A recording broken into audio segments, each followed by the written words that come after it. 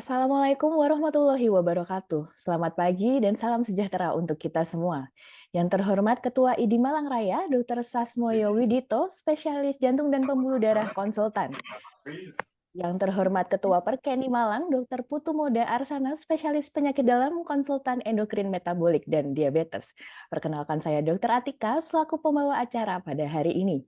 Marilah kita panjatkan puja dan puji syukur kehadirat Allah Subhanahu wa Ta'ala karena atas rahmat dan hidayahnya, sehingga kita dapat berkumpul pada hari ini. Acara hari ini akan kami mulai dengan sambutan. Sambutan yang pertama akan disampaikan oleh Ketua IDI Cabang Malang, Dr. Sasmoyo Widito, spesialis jantung dan pembuluh darah konsultan. Kepada Dr. Sasmoyo, kami persilahkan. Ya, terima kasih. Selamat pagi. Assalamualaikum warahmatullahi wabarakatuh. Salam sejahtera. Om Swastiastu. Yang terhormat Dr. Nyoman Satfika, Dr. Reza Bramantia, Dr. Ruli Rosandi, kemudian Dr. Atika Basiroti, dan para sejawat dari Ikatan Dokter Indonesia Cabang Malang Raya dan sejawat dari Perkeni, dan para peserta di acara webinar hari ini. Saya menyampaikan terima kasih dan penghargaan sebesar-besarnya kepada para sejawat pemateri, kemudian sejawat panitia, dan juga para peserta yang menyempatkan diri untuk hadir di acara webinar bagi masyarakat umum, masyarakat awam, dalam menyambut Ramadan dengan fokus pada pasien diabetes mellitus atau kencing manis yang menjalani ibadah puasa Ramadan. Kenapa kita pilih ini? Karena diabetes sangat besar, sangat banyak di Indonesia, dan itu terlihat dari data-data pembiayaan BPJS. Dan selalu pada saat menjelang Ramadan, pertanyaannya adalah apakah saya boleh puasa?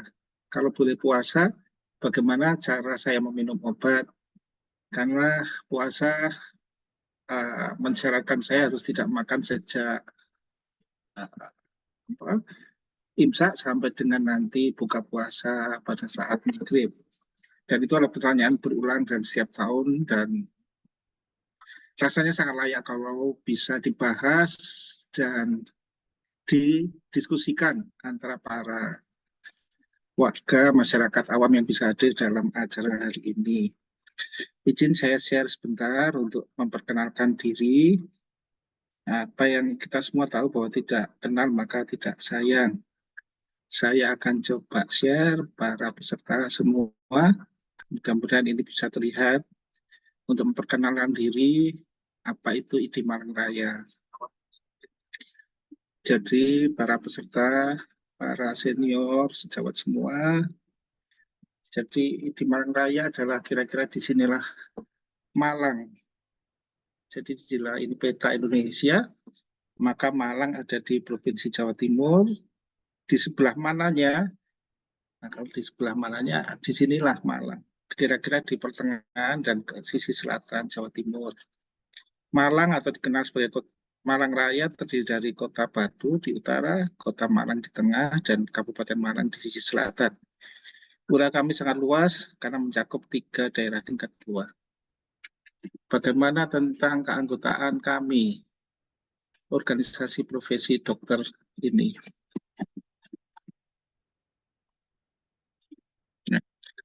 IDI Malang Raya beranggotakan kira-kira hampir 3.100 data per April 2023. Setiap April kami akan update datanya.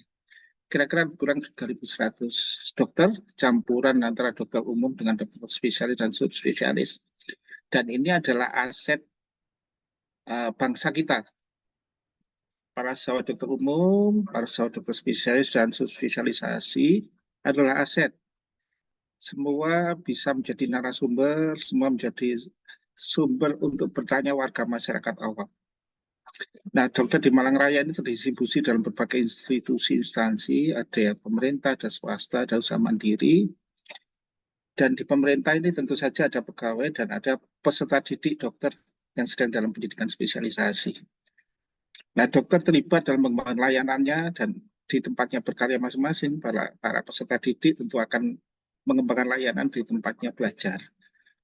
Para sejawat yang lain akan mengembangkan layanan di tempat masing-masing. Dan kita mesti siap, sebentar lagi kita akan menjalani apa disebut sebagai era globalisasi. Ini adalah wilayah Malang Raya, jadi para dokter di wilayah Malang Raya, 3 daerah tingkat 2 ini bergabung di kami. Para sejawat dan Bapak Ibu semua, kita mesti adaptif dalam Undang-Undang Kesehatan Omnibus Law nomor 17 2023. Karena sebentar lagi tenaga medis dan tenaga kesehatan asing akan masuk ke Indonesia dan saat ini sudah ada di beberapa tempat. Lalu bagaimana dokter lokal? Tentu saja juga bisa keluar sesuai dengan regulasi mereka masing-masing, dan ini membutuhkan advokasi yang mesti kuat di antara para dokter sendiri dan tenaga kesehatan yang lain. Kita akan masuk ke era globalisasi dan saat ini sedang berlangsung. ASEAN Free Trade Area, Masyarakat Ekonomi ASEAN, dan World Trade Organization. Maka tidak bisa lain kita sebagai warga setempat, warga Indonesia, mesti membangun kolaborasi dan teamwork dan mendidik, mengedukasi para warga Indonesia untuk bahu-membahu mempersiapkan diri dan menyambut era globalisasi ini. Yang berikutnya harus saya sampaikan bahwa era digital 5.0, 5.0 adalah era yang saat ini sedang berlangsung dan sudah berlangsung. Kita juga harus mendidik diri kita sendiri, sejawat kita, dan warga bangsa bagaimana era digital informasi dengan AI-nya, kecerdasan buatan itu bisa membalik-balik teori yang sebetulnya tidak benar.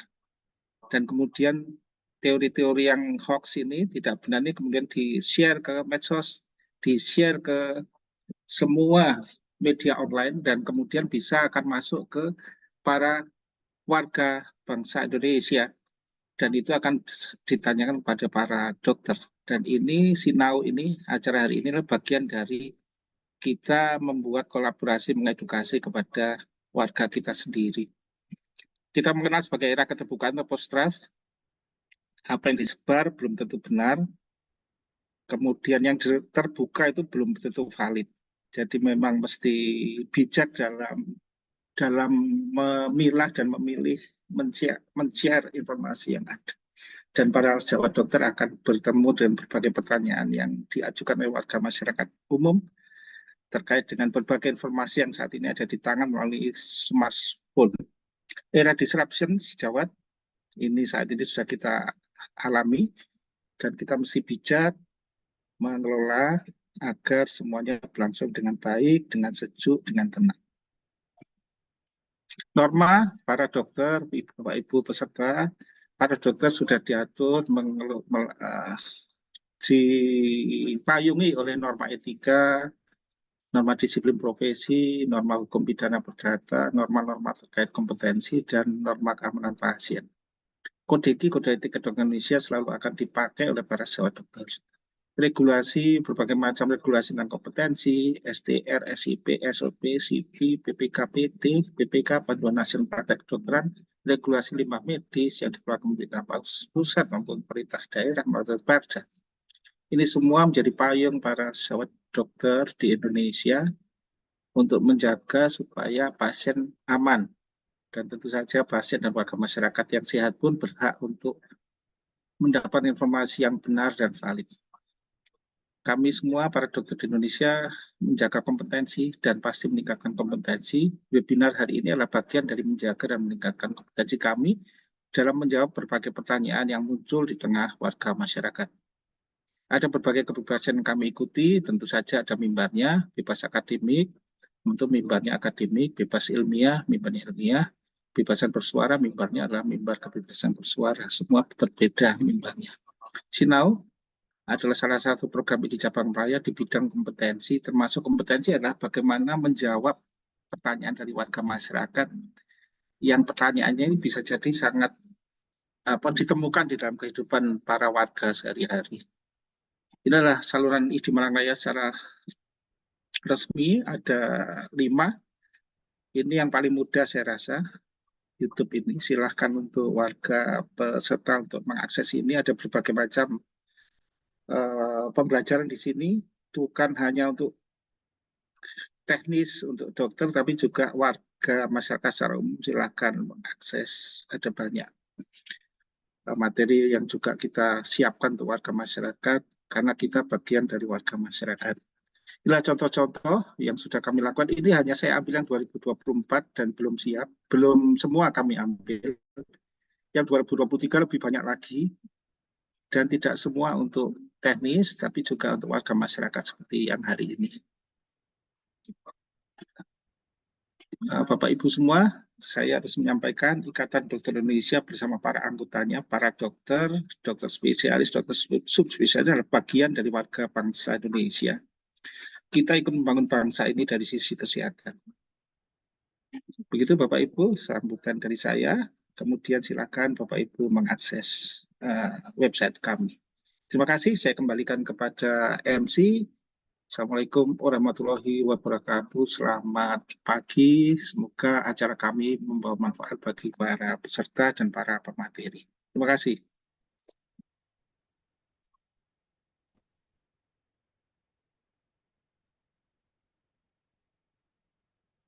Terima kasih Dr. Sasmoyo atas sambutannya. Hadirin sekalian, langsung saja kita memulai sesi materi. Sesi materi pertama mengenai komplikasi akut dan pencegahan untuk pasien DM di bulan puasa akan disampaikan oleh Dr. Nyoman Satwika Dharmayuda, spesialis penyakit dalam, konsultan endokrin metabolik dan diabetes. Beliau adalah staf divisi endokrinologi metabolik dan diabetes Rumah Sakit Saiful Anwar Malang. Kepada Dr. Nyoman kami persilahkan. Terima kasih Dr. Atika atas pendahuluannya. Rekan selamat pagi kepada guru saya, Dr. Sasmoyo. Selamat pagi dok, mudah-mudahan sehat selalu. Beliau ini juga yang menguji saya pada saat spesialis sehingga bisa lulus ya dok ya. Alhamdulillah. Kemudian saya juga ucapkan terima kasih atas kehadirannya kepada senior-senior yang sudah hadir pada pagi hari ini. Senior saya Dr. Reza, Dr. Laksmi, Dr. Ruli, terima kasih sudah hadir dok. Dan saya juga ucapkan terima kasih kepada para undangan ya, Bapak Ibu sekalian yang sudah hadir pada acara webinar pada pagi hari ini. Jadi di sini kita santai saja ya, Bapak Ibu. Nah, nanti kalau ada pertanyaan, atau ada apa yang pengalaman disampaikan bisa apa namanya disampaikan di akhir sesi di sesi diskusi, di akhir-akhir dari sesi diskusi. Bapak Ibu sekalian, tidak terasa sebentar lagi kita akan menjalani salah satu ibadah puasa ya, ibadah yang cukup penting untuk apa namanya pada apa Muslim ya, pada pasien di apa di Indonesia ini. Nah, di sini kita adakan acara webinar ini supaya Bapak Ibu sekalian ya yang menjalankan ibadah puasa, namun dengan penyakit diabetes supaya bisa lancar puasanya, supaya bisa menjalani ibadah puasa dengan normal, dengan sehat-sehat saja seperti itu. Nah, ini izin saya untuk share screen terlebih dahulu.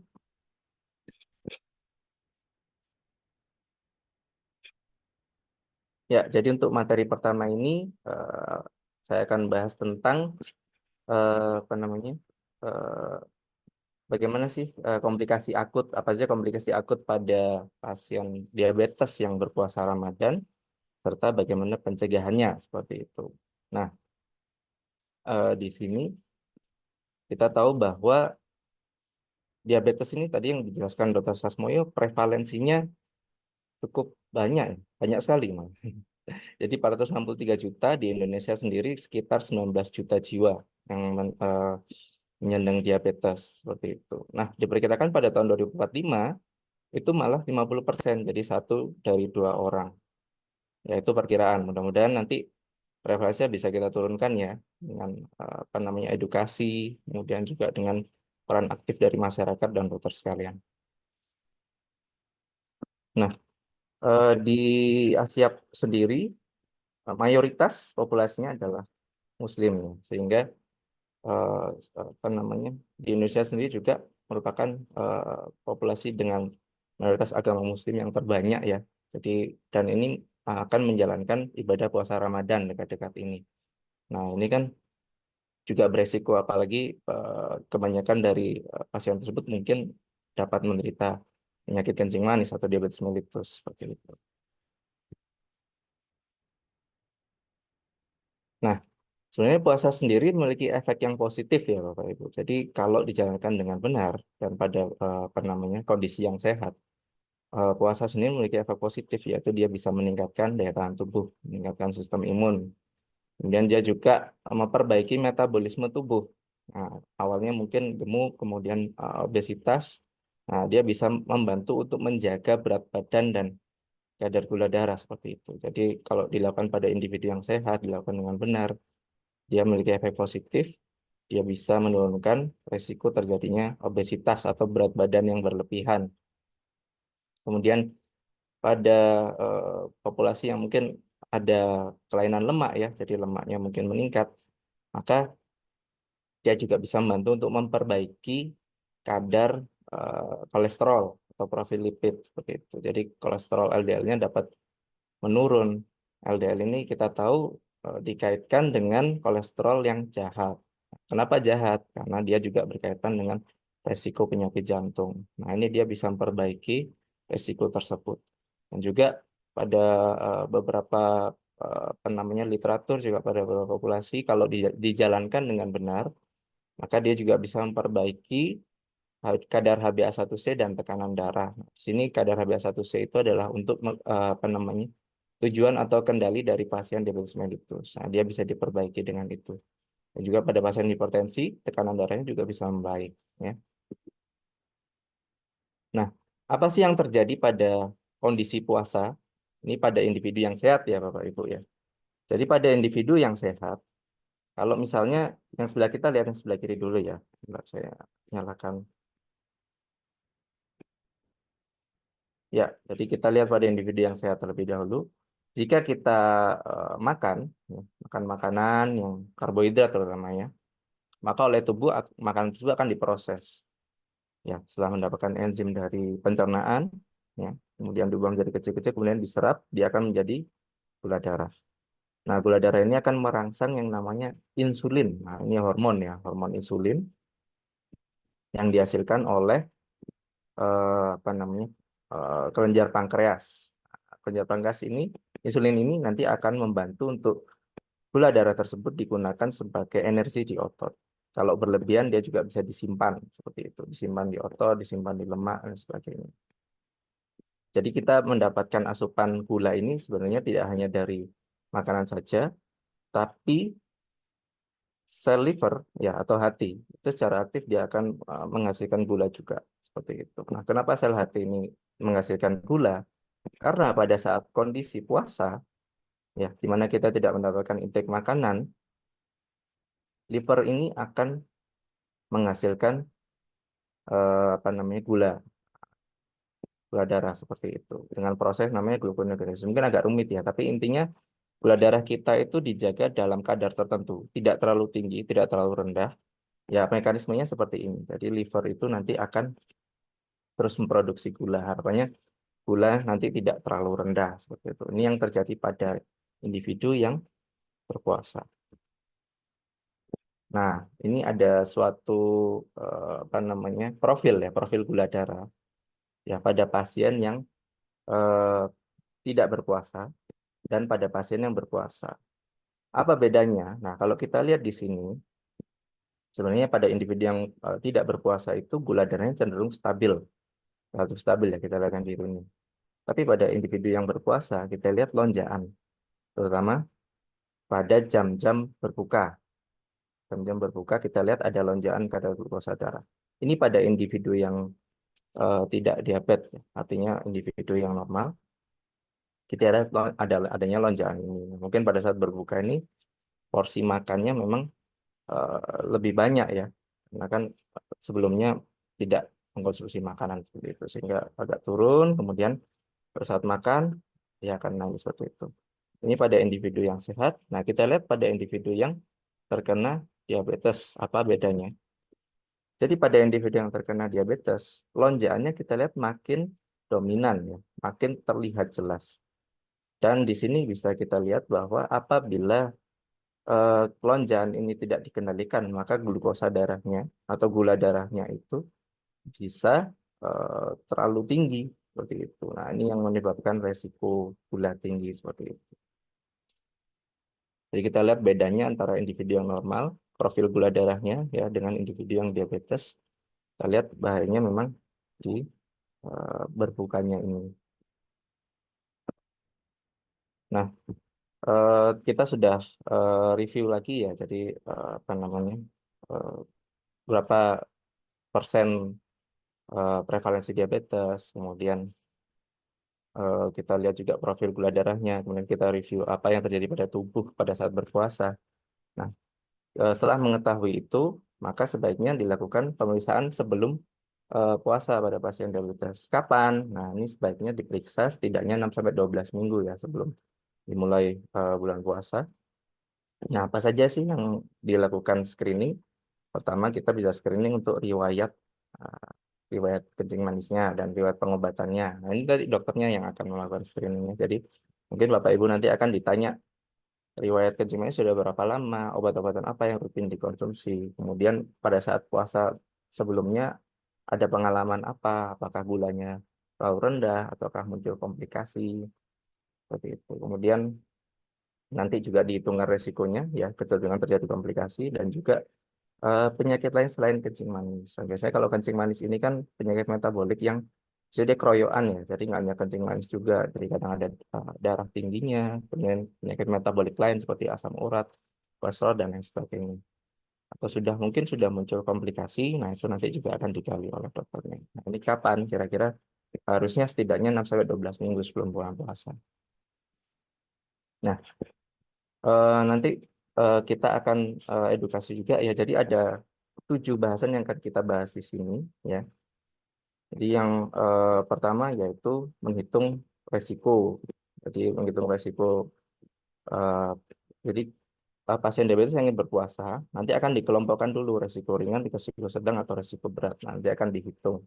Bagaimana cara penghitungannya nanti akan kita bahas di sini ya. Kemudian juga mitos terkait diabetes. Nah, apakah memeriksa kadar gula darah itu membatalkan puasa dan sebagainya akan dibahas di belakang. Kemudian cara untuk memantau kadar gula darah, kemudian untuk menjaga asupan atau bagaimana sih pola diet dan pola cairannya selama bulan puasa. Kemudian juga bagaimana aktivitas pada saat bulan puasa, apakah olahraga itu penting, boleh atau tidak.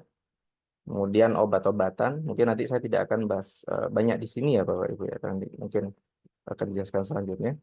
Kemudian yang penting juga ini, kapan sih puasa itu harus dibatalkan, kapan harus diteruskan, nah, itu juga penting, ada patokannya seperti itu. Kemudian yang ini juga yaitu mengetahui gejala dari gula darah yang rendah atau hipoglikemia dan gula darah yang meningkat terlalu tinggi atau hiperglikemia. Nah, ini saya mulai dari yang nomor 7 dulu ya, karena menurut saya ini yang paling penting dan juga apa namanya, masuk ke topik bahasan saya. Jadi komplikasi akut dari pasien yang berpuasa pada saat eh, pasien diabetes yang berpuasa, komplikasi akutnya itu bisa gula darahnya terlalu rendah atau gula darahnya terlalu tinggi. Nah, jadi ada 2 itu. Kalau nggak rendah ya tinggi. Nah, apa tanda-tandanya? Nah, ini harus tahu ya. Jadi kalau gula darah rendah itu seperti orang yang kelaparan. Kelaparannya tapi hebat gitu. Jadi bisa gemetar, keringat dingin, kemudian berdebar ya. Nah, ini mudah marah dan tersinggung. Mungkin kalau ada orang puasa yang mudah marah dan tersinggung, jangan negatif thinking dulu ya pada pasien diabetes. Mungkin juga kadar gulanya mungkin harus diperiksa terlebih dahulu. Kemudian pusing ya, nyeri kepala atau pusing berputar. Kemudian rasa kesemutan di bibir. Kemudian kelelahan, emas, dan sebagainya itu kita harus melakukan pemeriksaan untuk kadar glukosa darahnya. Kemudian itu yang untuk gejala-gejala dari gulanya rendah atau hipoglikemia. Nah, untuk yang gulanya tinggi, nah ini juga sama ya, sangat lelah, inginnya tidur aja seperti itu. Kemudian juga pipis terus dan minum terus. Nah, ini sering DAK dan sering haus ini biasanya satu paketnya. Jadi kalau sering pipis ya, maka dia akan sering minum, sering haus. Itu adalah tanda-tanda dari gula darahnya yang terlalu tinggi. Kemudian ada nyeri kepala juga sama. penglihatannya kabur ya, jadi tiba-tiba melihatnya tidak jelas seperti itu, dan nafasnya, baunya tidak sedap ya, mungkin nafas bau seperti buah-buahan dan atau itu juga tanda-tanda dari gula darah yang tinggi. Tapi tidak semua bau nafas tidak sedap ya, mungkin yang awalnya mungkin tidak ada bau, tiba-tiba kok baunya tidak enak. Nah, itu mungkin ini karena namanya gejala dari gula darah tinggi. Kemudian selain gula darah rendah dan tinggi, itu juga ada tanda-tanda dehidrasi. Mungkin tadi kan kalau gula darah tinggi kan sering pipis, sehingga sering minum. Kadang ada yang pasiennya tidak sempat untuk minum, sehingga terjadi dehidrasi. Dia jadinya haus. Pipisnya awalnya sering, lama-lama pipisnya jadi jarang pipis. Kemudian, nah ini yang mungkin terlihat ya, jadi bibirnya itu pecah-pecah, bibir kering. Seperti itu.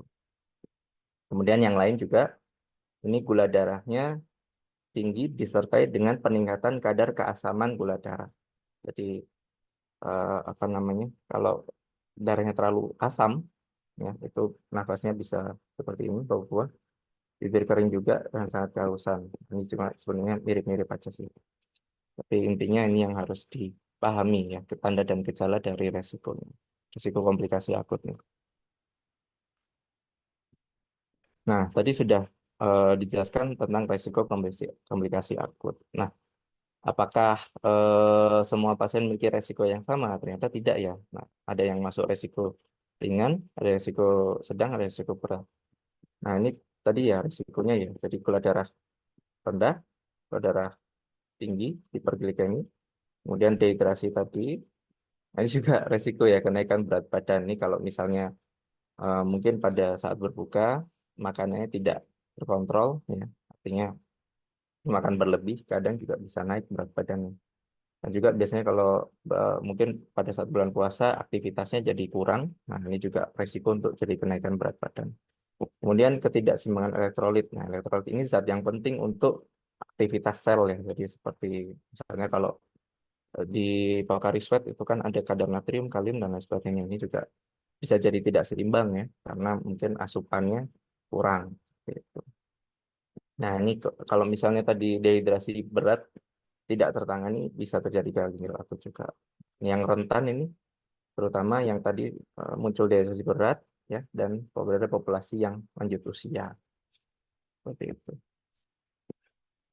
Nah, ini resikonya ya, resiko identifikasi resiko. Jadi tadi sudah jelaskan resikonya apa. Nah, ini ada faktor-faktor yang terkait resiko tersebut. Dibagi menjadi 3. Ya, ada yang faktor terkait dengan apa namanya bulan Ramadannya itu sendiri. Kemudian ada faktor yang terkait dengan gula darahnya atau dengan diabetesnya, dan ada yang faktor yang terkait dengan pasien. Faktor yang terkait dengan bulan Ramadannya yaitu lama berpuasa. Jadi mungkin di beberapa bagian negara itu waktu puasanya tidak sama. Tahu saya sih seperti itu. Tapi karena di kita di ekuator ya, di negara ekuator itu harusnya sih mirip-mirip aja untuk lama puasanya. Dan musimnya saat mungkin musim kemarau atau musim hujan. Karena untuk musim kemarau mungkin apa namanya cairannya harus diperhatikan lagi karena rentan terjadi dehidrasi. Cuacanya juga ini artinya ini adalah faktor-faktor yang berpengaruh terhadap resiko yang terkait dengan bulan Ramadan. Ini terkait dengan diabetesnya, tipe diabetes ya. Jadi diabetes tipe 1 dan tipe 2 itu berbeda resikonya, lebih tinggi yang tipe 1. Kemudian lama menjaga diabetes. Komplikasi, semakin banyak komplikasi, biasanya resiko semakin tinggi. Dan obat-obatan, terus yang riwayat ya, dan lain sebagainya. Kemudian akses ke tenaga kesehatan. Nah, semakin mudah aksesnya harusnya sih resiko semakin kecil ya, karena pertolongan semakin cepat. Dan juga misalnya kalau akses semakin mudah, nanti edukasinya juga semakin jelas. Tapi kalau aksesnya sulit, nah, nanti edukasinya juga semakin sulit seperti itu, sehingga semakin beresiko untuk terjadi komplikasi. Nah, kemudian ini juga ada faktor terkait pasien, mulai dari usia, kemudian jenis kelamin, pekerjaan, ada hamil atau tidak, dan lain-lain. Nah, dari faktor-faktor ini maka dibentuklah suatu apa namanya stratifikasi resiko atau cara menghitungnya lah, cara menghitungnya. Nah, berupa scoring. Nanti ini mungkin lebih ke dokternya ya nanti yang akan menghitung resikonya Bapak Ibu sekalian. Tapi kalau apa namanya misalnya Bapak Ibu ingin tahu, maka ini sebenarnya terdiri dari apa namanya faktor-faktor yang tadi ya, kemudian dilakukan scoring. Scoring seperti ini ya, apa saja faktornya. Jadi tipe diabetesnya. Nah, ini saya bilang tadi tipe 1 resikonya lebih tinggi karena dia ada skornya. Kalau tipe 2 skornya 0 seperti itu. Nah, kemudian durasinya apakah lebih dari 10 tahun atau kurang dari 10 tahun. Kemudian ini juga apa kejadian untuk gula darah rendah, apakah sering, apakah jarang, tiap minggu berapa kali, seperti itu. Nah, eh, ini nanti kalkulasi, nanti akan dihitung skornya, ya. Mungkin saya tidak jalankan semua ya, nanti terlalu lama, tapi intinya seperti ini. Nah, kemudian dibagi berdasarkan apa namanya hasil akhirnya, skornya, apakah skornya 0 sampai 3. Kalau 0 sampai 3 dia masuk resiko rendah untuk timbulnya komplikasi. Untuk kalau 3,5 sampai 6, jadi dia masuk risiko sedang, lebih dari 6 dia risiko tinggi. Nah, yang terpenting adalah ini sebaiknya jangan dihitung sendiri ya. Jadi sebaiknya ini harus dikonsultasikan dengan tenaga kesehatan. Karena kalau menghitung sendiri, mungkin ada beberapa parameter yang Bapak Ibu mungkin sulit untuk menentukan, seperti komplikasi ginjal, LFG ini apa, dan lain sebagainya. Nah, itu mungkin sebaiknya bisa dikonsultasikan ke tenaga kesehatan. Nah, tadi masuk ya resiko rendah, sedang, tinggi. Terus kalau masuk resiko rendah itu bagaimana? Kalau resiko rendah, maka boleh berpuasa. Ya, untuk yang resiko sedang dan resiko tinggi itu memang disarankan sih tidak berpuasa ya. Jadi terutama yang resiko tinggi ya. Nah, kita sarankan biasanya, mohon maaf karena resiko tinggi mungkin apa namanya puasanya ditunda dulu, paling enggak sampai terkendali diabetesnya seperti itu. Tapi kan puasa merupakan hak pasien ya. Jadi kita nggak boleh melarang istilahnya seperti itu. Kalau melarang nanti marah pasiennya.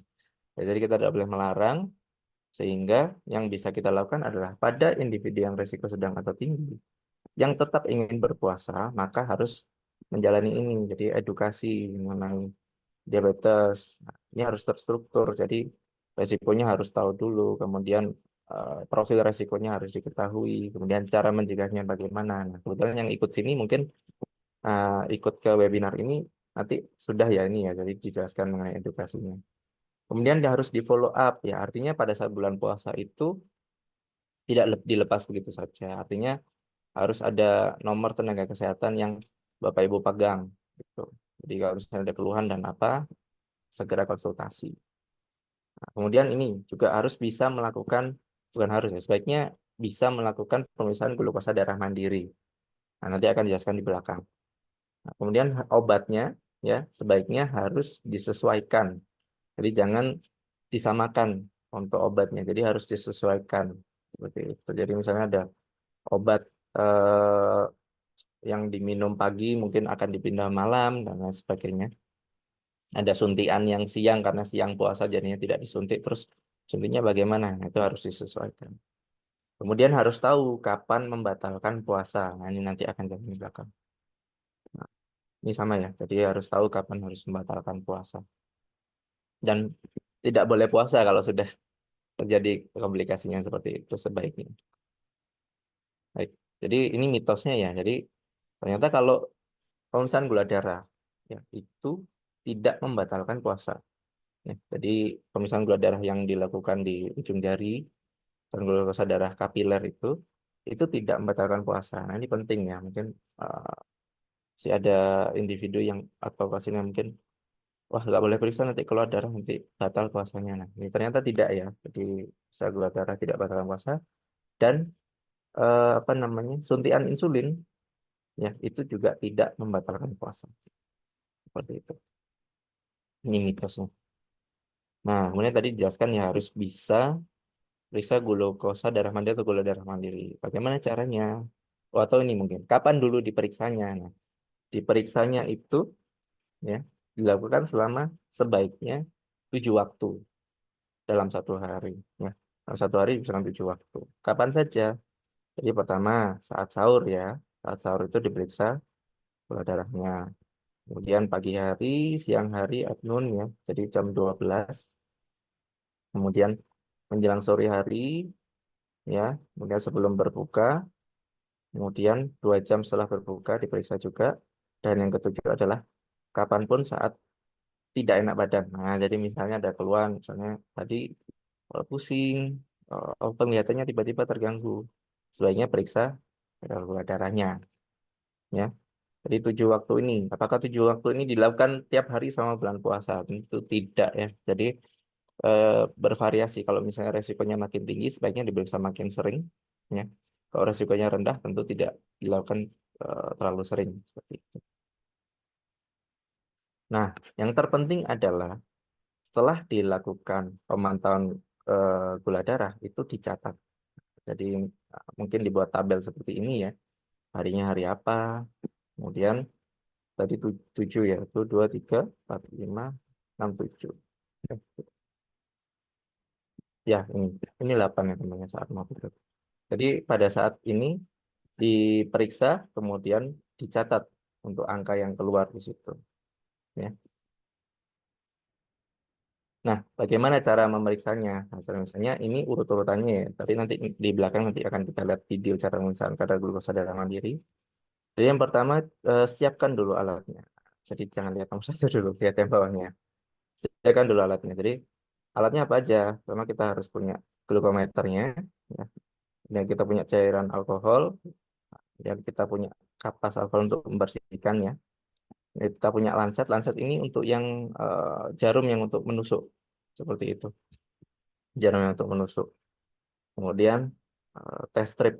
Nah ini untuk yang masuknya gula darah dan buku catatan. Nah, ini juga pentingnya kalau nggak ada buku catatannya nggak bisa ditulis nanti. Jadi ini yang harus disiapkan. Kemudian eh, langkah-langkahnya ya pertama cuci tangan terlebih dahulu. Ya pastikan tangan tersebut bersih karena kalau enggak kan resiko bersih juga ya. Jadi cuci tangan dengan sabun dan dengan air mengalir sampai bersih. Kemudian dibersihkan, digosok ya supaya karena kan dingin ya. Karena kalau dingin aliran darahnya jadi tidak lancar. Nah ini digosok dulu sampai aliran darahnya lancar. Sampai mungkin sampai merah lagi gitu. Kemudian siapkan perangkat lancet. Lancet ini adalah apa namanya jarumnya. Ya. Glukometernya disiapkan dulu, kemudian strip yang ini yaitu dimasukkan ke dalam glukometer sampai nyala. Jadi ada angkanya. Nah, setelah itu kemudian ditaruh, baru kemudian disiapkan untuk ditusuk ya. Jadi bersihkan dulu dengan kapas alkohol, ya. Baru kemudian ditusuk lancet, ya. Kemudian setelah ada titik darah, baru kemudian dimasukkan ke stripnya. Dimasuk nanti glukometernya akan menunjukkan apa namanya hasil dari gula darah Bapak Ibu sekalian. Nah, kemudian bersihkan ya alat-alatnya. Jadi setelah apa namanya digunakan, stripnya dilepas, dibuang ke tempat sampah steril. Kalau nggak ada mungkin bisa dimasukkan ke dalam kantong plastik ya, seperti itu. Yang terakhir dicatat. Nah, seperti itu. Untuk videonya supaya jelas ya. Nah, ini bisa kita lihat di sini. Saya sudah siapkan untuk cara video ini.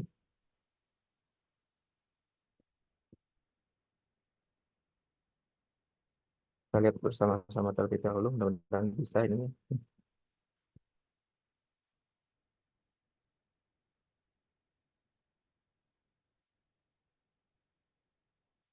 Ya. Jadi ya video ini sangat sebenarnya cukup banyak videonya dari YouTube ya. Jadi pertama cuci tangan. Tadi sudah siapkan alat. Ini alatnya sudah didatang. Ini adalah lancetnya, nah, atau alat penusuknya. Seperti itu. Ini jarumnya dimasukkan ke dalam lancet.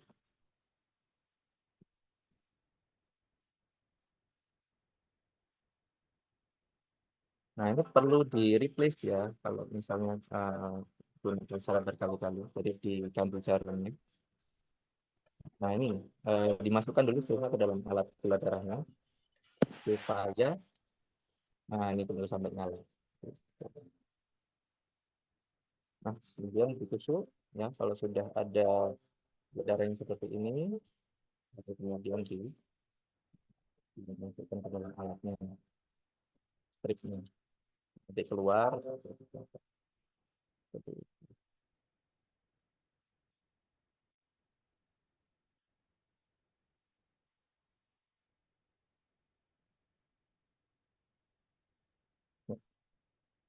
Nah, yang perlu diperhatikan tadi untuk penyuntikan pemeriksaan kadar glukosa darah mandiri atau PGDM ya, itu untuk lokasi dari lancetnya disarankan memang bukan di ujung jari ya. Ini kan bukan di tengah ujung jari maksudnya, mohon maaf. Tapi diperiksa di pinggir ya, untuk mengurangi nyeri. Nah, kalau diperiksa di sini kan sarafnya lebih banyak kan. Bisa diperiksa di pinggir sini seperti video yang tadi. Ya, itu untuk pemeriksaan kadar glukosa darahnya. Kemudian yang keempat, ini pasti nanti mungkin banyak pertanyaan ya untuk dietnya harus bagaimana, seperti apa. Nah, jadi yang saya jelaskan di sini adalah prinsipnya saja. Ya, jadi saya tidak menjelaskan mengenai apa yang boleh, apa yang tidak boleh, tapi prinsipnya. Kalau dijelaskan makanan apa yang boleh, makanan apa yang tidak boleh, bisa lama nanti. Jadi cukup prinsipnya saja. Nah, untuk prinsipnya, untuk kalori harian yang biasanya Bapak Ibu konsumsi, itu biasanya dibagi menjadi 3 kali sehari ya. Biasanya kalau makan 3 kali sehari, maka ini dibagi menjadi 2, yaitu saat sahur dan saat buka puasa. Artinya kalorinya itu jangan defisit atau jangan kurang. Jadi kalorinya harus cukup antara yang yang puasa dengan yang bukannya, seperti itu. Jadi awalnya 3 dibagi 3, kemudian pada saat bulan puasa dibagi 2, seperti itu.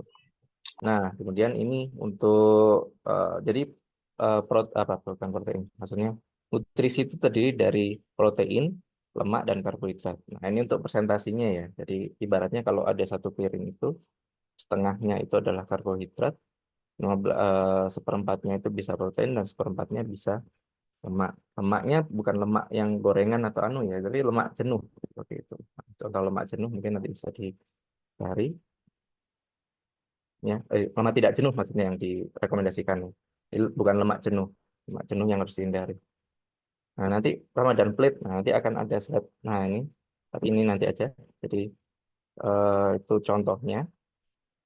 Kemudian menghindari dessert ya, makanan penutup yang banyak mengandung gula atau yang terlalu manis seperti itu. Jadi bisa kalau takjil ya hindari yang banyak gulanya seperti itu.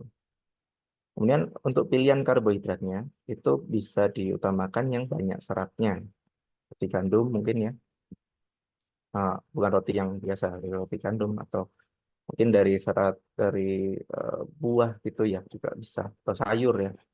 Karbohidrat yang tinggi serat, karena tinggi serat itu bagus, tidak diserap dan tidak menaikkan gula darah terlalu tinggi. Kemudian minum air putihnya harus cukup, karena kan pada saat bulan puasa tidak boleh minum air putih ya pada saat puasanya, tapi sehingga air putihnya ini minumnya harus didistribusikan secara merata pada saat berbuka dan sahur. Minum air putihnya harus cukup. Kemudian melaksanakan sahur tepat waktu. Jadi jangan tidak sahur ya. Jadi harus tetap sahur. Kemudian sahurnya juga kalau bisa mepet-mepet saat jam apa istilahnya, saat jam mau puasa gitu. Jadi harus sebaiknya mepet, jangan sahurnya jam 12 malam untuk sahur yang puasa besok, jangan. Jadi harus tepat waktu lah, seperti itu. Nah, kemudian protein dan lemak ini juga penting ya untuk pada saat sahur. Kemudian buka puasa jika memang tidak sempat untuk makan, bisa dengan air putih atau kurma ya, untuk meningkatkan kadar gula darah. Kalau air putih harusnya tidak meningkat ya kadar gula darahnya, kan tidak mengandung kalori, tapi untuk kurmanya ini bisa seperti itu. Kemudian boleh ya untuk camilan ya, boleh untuk snack, tapi snacknya jangan banyak-banyak kalorinya ya, cukup 10% dari total kebutuhan kalori harian, 10-20%, jadi sekitar 100-200 kalori. Ya, jadi seperti buah atau kacang itu bisa dilakukan saat berbuka. Ya, ini tadi ya, jadi kurma atau saat malam hari mungkin sebelum tidur. Nah, ini contohnya Ramadan Plate ya. Jadi ini saya ambil dari panduan diabetes ya Ramadan. Cuman memang beda negara biasanya beda jenis makanan ya. Tapi ini mungkin bisa jadi contoh. Jadi kita ada satu piring, maka seperempatnya ini atau setengahnya ini kan sama-sama karbohidrat ya. Jadi bisa apa namanya? Bisa nasi, bisa beans ini kacang-kacangan ya. Itu juga karbohidrat juga. Terus kemudian eh, beans juga karbohidrat dan ada proteinnya ya kalau beans ya. Ini juga mungkin ada proteinnya seperempat, terus seperempatnya lagi serat sayur. Gitu. Nah, kemudian airnya ya 2 gelas air supaya cukup. Kemudian untuk apa namanya side dish-nya mungkin bisa pakai sini semangka, ya. Tapi jangan banyak-banyak, cukup small slice saja untuk semangkanya. Nah, untuk Ramadan plate yang seperti ini itu dikatakan dia 500 kalori per mealnya seperti itu. Jadi kalau satu orang butuh sekitar 1.800 sampai 2.000, ya mungkin ini mungkin agak kurang. Tapi nanti kan ada camilannya saat buka, nah itu mungkin bisa untuk apa namanya ditambahkan seperti itu. Nah itu tadi untuk dietnya. Nah sekarang aktivitas fisiknya, apakah boleh olahraga pada penyandang diabetes? Nah itu kalau misalnya sudah rutin, ya, itu dapat diteruskan. Tapi jangan tidak rutin puasa terus kemudian ingin melakukan olahraga pada saat berpuasa ya. Sebaiknya nanti menunggu setelah berpuasa aja. Jadi kalau misalnya sudah rutin itu dapat diteruskan. Tapi kalau untuk memulai ya sebaiknya ini bukan bulan yang tepat seperti itu. Jadi ya, kalau ingin olahraga rutin baru baru akan memulai ya itu tunggu sampai Ramadannya lewat. Nah, kemudian kapan waktu yang tepat untuk olahraga itu bisa dilakukan setelah buka puasa atau mungkin pagi hari ya. Jadi pada saat kondisi masih optimal saat pagi hari itu baik. Mungkin seperti dokter Sas tadi juga olahraga pagi hari baik ya. Jadi cukup olahraga yang simpel aja jalan kaki, jalan cepat. Gitu. Dan olahraga yang harus dihindari apa? Nah, olahraga berat ini sebaiknya dihindari ya. Karena dia bisa meningkatkan resiko gula darahnya terlalu rendah atau bahkan dehidrasi. Ya, artinya yang terlalu berkeringat itu sebaiknya dihindari, terutama pada saat jam-jam puasa gitu. Ya, sebaiknya dihindari. Kemudian yang disarankan sebenarnya olahraga apa? Kalau sudah rutin itu bisa dilanjutkan olahraganya. Tapi kalau saya baru mau mulai olahraga, ya jangan olahraga yang berat. Jadi di sini dikatakan bahwa kalau misalnya sholat tarawih itu juga merupakan suatu aktivitas fisik yang adekuat atau cukup gitu karena gerakannya cukup kompleks ya seperti berlutut, rukuk kemudian bangun lagi. Nah, itu juga eh, suatu aktivitas fisik yang cukup kalau misalnya sebelumnya tidak ada riwayat sering olahraga. Ya, jadi sholat tarawih ini disarankan. Nah, kemudian menyesuaikan dosis obat. Nah, mungkin saya nggak bicara banyak di sini ya karena sudah waktunya sudah terlalu banyak. Artinya akan ada obat yang mungkin dirubah jam minumnya atau dosisnya dikurangi. Tergantung nanti obat-obatan yang dikonsumsi oleh Bapak Ibu semua. Nah, itu juga nanti yang menentukan adalah dokternya seperti itu. Jadi sebaiknya sih sebelum berpuasa itu kontrol ya ke dokternya ya. Baik obat yang minum maupun obat yang suntik nanti ada penyesuaiannya seperti itu. Ini sudah mau terakhir ya. Jadi ini yang poin 7 poin terakhir. Nah, ini harus tahu kapan harus membatalkan puasa. Ya. Yang penting adalah, tadi kan bisa ya caranya memeriksa gula darah mandiri. Nah, kalau kadar gula darah mandirinya itu, pemeriksaan kadar glukosa darahnya itu didapatkan kadar kurang dari 70, ya ini sebaiknya dibatalkan. Seperti itu. Membatalkan ya, kemudian bisa konsumsi air gula, atau mungkin kalau ada permen ya permen.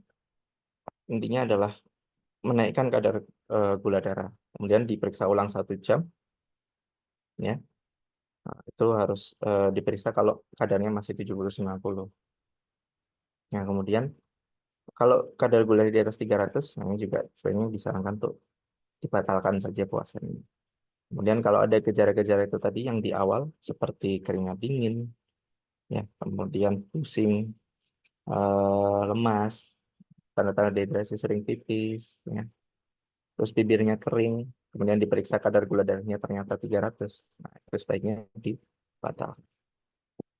Nah, ini ya tanda-tandanya ya yang di bawah saya sampaikan lagi. Jadi kalau yang gula darah rendah itu gemetar, keringat dingin, berdebar, bahasanya apa ya, keratapan ya kalau bahasa Jawanya. Jadi ada berdebar, kemudian lapar, perubahan kesadaran, nah ini pasti ya. Misalnya kalau pingsan dan lain sebagainya, sebaiknya dibatalkan puasanya. Kemudian untuk yang gula darah tinggi, ya, jadi sering kencing, lapar berlebihan, haus berlebihan, mual muntah, tuh, ini bisa dibatalkan. Ini untuk referensi yang saya gunakan. Saya kira demikian yang bisa saya sampaikan, kurang lebihnya saya mohon maaf. Selanjutnya adalah materi yang disampaikan oleh senior saya, ya, Dr. Rinadi Reza Bramantya. Ini beliau merupakan alumni dari IPD FKUP Malang, ya, dan saat ini menjabat sebagai staf divisi endokrin metabolik di FKUP RSSA Malang. Ya, beliau akan menjelaskan tentang tata laksana diabetes di bulan Ramadan. Saya kira begitu ya. Terima kasih atas perhatiannya. Dr. Reza, selamat pagi dok. Mohon maaf dok, waktunya agak lama. Ya, selamat pagi Dr. Nyoman. Ya. Baik dok, saya serahkan ke Dr. Reza gitu untuk materi selanjutnya. Baik, terima kasih Dr. Nyoman. Silakan dok. Baik, selamat pagi. Assalamualaikum warahmatullahi wabarakatuh. Pertama-tama saya sampaikan terima kasih kepada IDI Malang Raya yang sudah memberi kesempatan kami dari Perkeni, Persadia, dan Indometa untuk bisa berpartisipasi pada kegiatan webinar pagi hari ini. Terima kasih atas kesempatannya Dr. Sasmoyo dan jajaran pengurus IDI. Juga terima kasih kepada para peserta yang pagi ini bisa menyempatkan hadir untuk menyimak tips-tips ya seputar puasa di bulan Ramadan untuk para diabetisi. Baik, saya izin share screen.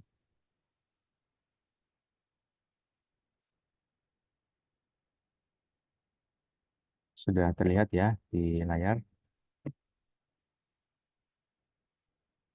Ya, baik. Jadi tadi Dr. Nyoman sudah menyampaikan banyak hal mengenai puasa Ramadan untuk diabetesi.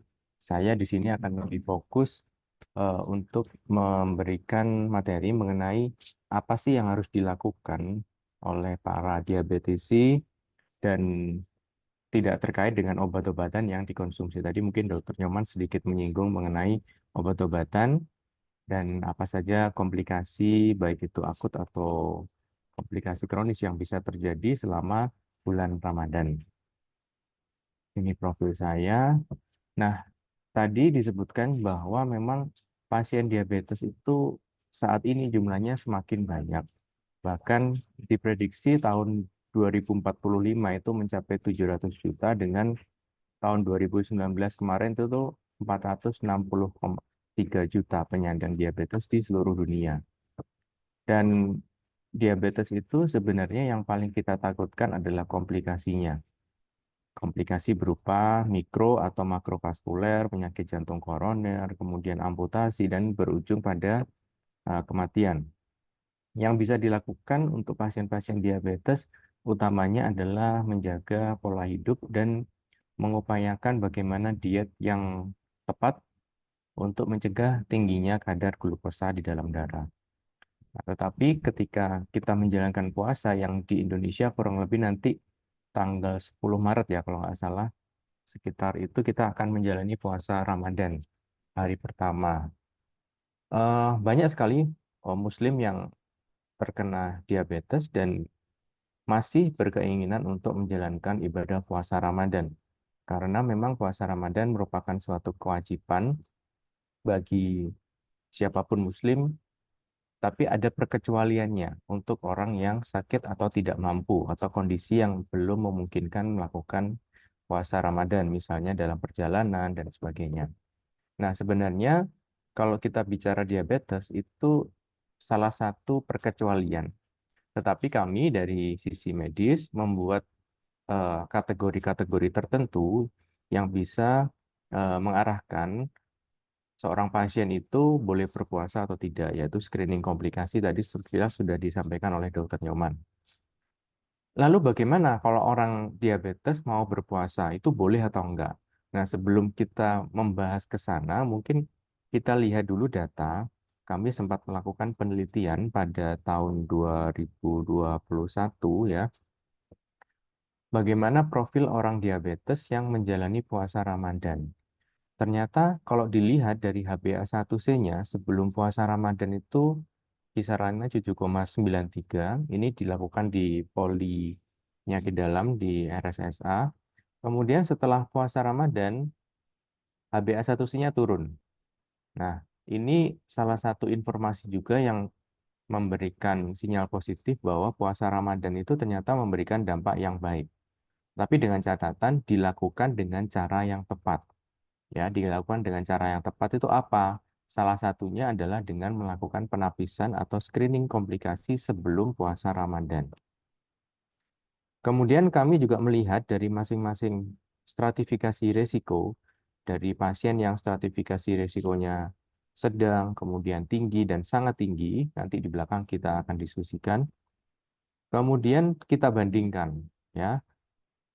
Ternyata memang hampir secara umum tadi dari stratifikasi yang sangat tinggi itu HbA1-nya bisa turun, ya. Yang dimaksud stratifikasi risiko di sini tidak melulu hanya berdasarkan HbA1c, tetapi ada faktor-faktor yang lain. Misalnya riwayat penyakit kronis, riwayat komplikasi akut, dan sebagainya.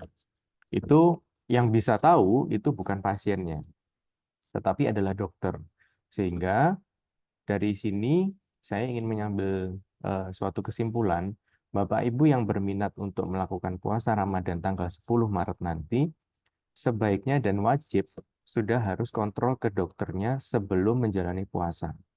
Kenapa? Karena dokternya nanti akan memberikan arahan terkait Bapak Ibu sekarang ada di posisi yang mana. Apakah stratifikasi risiko yang sangat tinggi, ataukah yang tinggi, ataukah yang sedang. Karena nanti rekomendasi puasanya juga berbeda-beda tergantung dari kondisi Bapak Ibu pada saat itu. Ketika kita mempersiapkan bulan puasa Ramadan untuk pasien yang diabetes, penting sekali mengetahui posisi Bapak Ibu di mana, kategori risikonya yang mana, kemudian Bapak Ibu harus segera kontak atau diskusi dengan dokternya, kemudian mengenali kondisi kegawatan dan kapan mengetahui bisa membatalkan puasa. Ya, jadi kadang ada yang merasa mungkin sudah sore, sudah jam 4:30, kemudian merasa gemetaran, terus merasa, saya masih bisa sampai nanti sore maghrib, atau 1 jam lagi sudah berbuka puasa. Nah, kondisi-kondisi seperti itu yang harus diketahui sejak awal. Kapanpun seseorang memiliki risiko terjadinya gula darah yang menurun atau hipoglikemi, maka kapanpun juga harus dibatalkan. Mengingat Bapak Ibu semua, kalau dari sisi hukum Islamnya, bahwa puasa untuk para diabetes itu memang bukan sesuatu yang diwajibkan, ya, karena memang sudah ada perkecualian dalam kondisi sakit atau pengobatan. Tetapi ketika ada kondisi yang istilahnya adalah kondisi kegawatan, itu mau tidak mau lebih diutamakan dibandingkan tetap meneruskan puasa, walaupun tinggal 1 jam misalnya. Yang terjadi selama bulan Ramadan itu sangat banyak sekali mempengaruhi kondisi fisik. Pola makan pasti akan berubah, pola tidur juga pasti akan berubah, keseimbangan cairan, keseimbangan energi, dan fluktuasi atau irama dari kadar glukosa darah juga pasti akan berubah-ubah selama Bapak Ibu menjalankan puasa Ramadan. Dan kadang biasanya di puasa awal-awal itu yang masih terasa sangat berat ya. Jadi jam 9, jam 10 itu udah lapar-laparnya ya.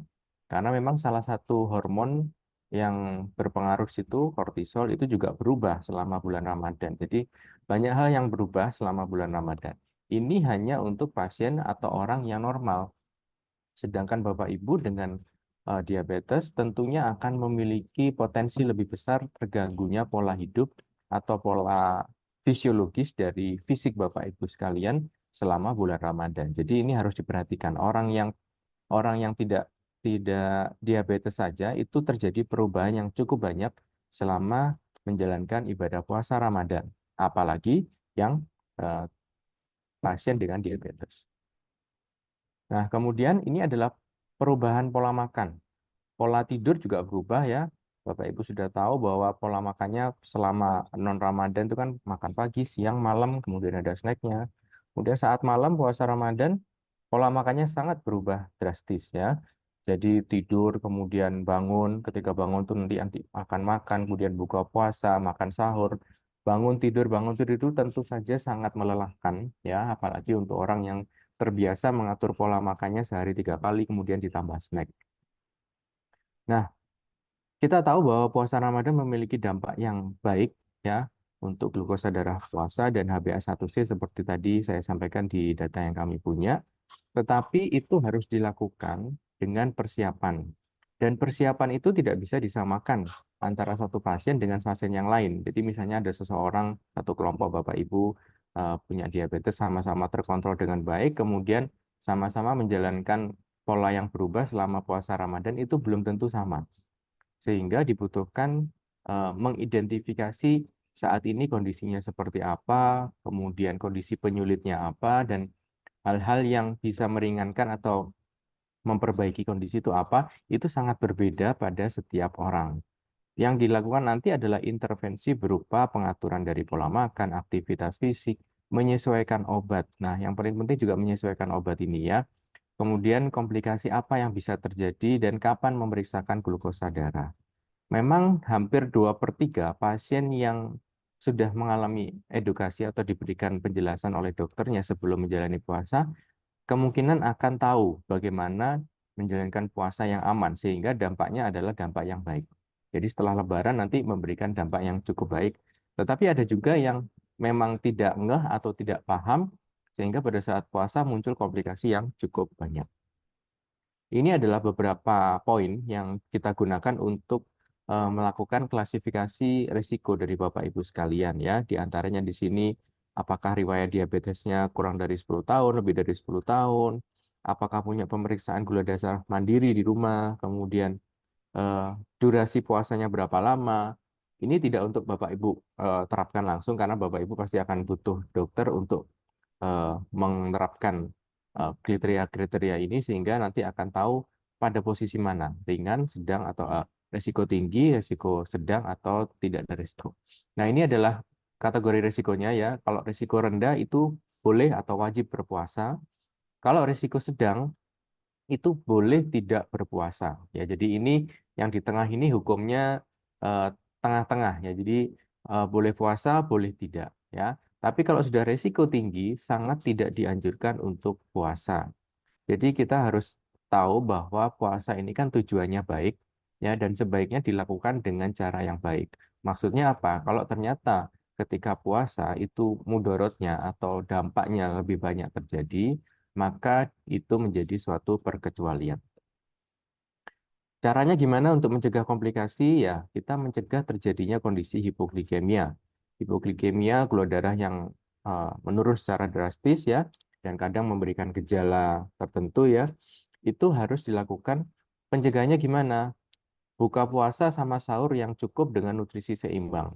Ya, kemudian obat juga harus dilakukan penyesuaian konsumsinya atau mungkin apabila menggunakan insulin juga suntiknya harus disesuaikan lagi. Pada pasien diabetes sebenarnya aturannya sama dengan orang yang menjalankan puasa Ramadan yang sehat. Artinya apa? Menyegerakan berbuka puasa dan mengakhirkan sahur. Ya, jadi sama ya sebenarnya di Islam juga disarankan bahwa ketika kita berbuka puasa itu segerakan buka puasa dan mengakhirkan sahur. Tujuannya adalah memperpendek masa puasa. Kemudian mencegah terjadinya peningkatan glukosa darah yang signifikan ya dengan konsumsi obat sesuai dengan anjuran dokter. Dan ini hindari makan besar saat buka puasa. Banyak yang pasien-pasien, beberapa pasien saya itu ya ini sudah umum saya rasanya ya, balas dendam ya ketika buka puasa langsung makan nasi, langsung makan dengan porsi yang cukup banyak ya, balas dendam seharian belum makan istilahnya seperti itu.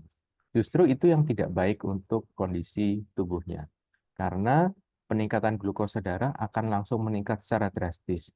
Ya, kembali lagi di aturan agama juga menyarankan berbuka puasa cukup dengan buka puasa air dan 2 butir kurma ya kalau nggak salah ya. Jadi itu juga menjadi salah satu hal yang sesuai dengan pasien diabetes. Jadi makannya perlahan-lahan, nanti mungkin setelah sholat isya baru makan yang utama. Ataupun kalau pengen langsung makan boleh, tapi dengan porsi yang secukupnya, tidak terlalu banyak. Dehidrasi juga banyak terjadi ya, sehingga disarankan untuk minum air yang cukup pada saat sahur ya. Jadi memang sebisa mungkin makannya itu secukupnya, airnya yang cukup banyak ya. Kemudian bisa menjaga pola aktivitas fisik sehari-hari ya dengan melakukan pengaturan ya, kapan saya melakukan aktivitas fisik ya, kemudian kapan beristirahat ya. Kalau aktivitas fisik mungkin pada saat sholat taraweh itu bisa dilakukan aktivitas fisik yang cukup ya, karena di situ misalnya minim 8 rakaat atau ditambah 3 witir saja itu sudah melakukan aktivitas fisik yang rutin. Kalau Bapak Ibu ingin melakukan olahraga, maka disarankan melakukan olahraga itu sore hari ya. Jadi setelah asar itu disarankan melakukan olahraga, tapi olahraganya yang ringan-ringan saja ya, yang penting ada aktivitas fisik. Ya, elektrolit sama gagal ginjal akut juga sama, solusinya konsumsi minum yang cukup. Ya, kadang ada orang yang malas minum, justru memperbanyak makannya. Padahal kebalikannya, butuhnya adalah cairan.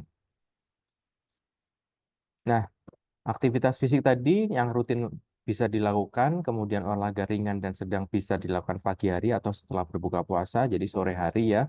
Kemudian olahraga berat sebisa mungkin dihindari ya. Saya rasa kalau sudah menjalankan puasa Ramadan, menjalani olahraga berat sangat tidak dianjurkan ya. Sholat tarawih justru sangat dianjurkan karena sudah berbuka, kemudian bisa melakukan aktivitas fisik yang serupa kurang lebih dengan olahraga. Ada rukuk, berlutut, bangun, itu sudah merupakan suatu aktivitas fisik yang dibutuhkan untuk pasien diabetes selama Ramadan.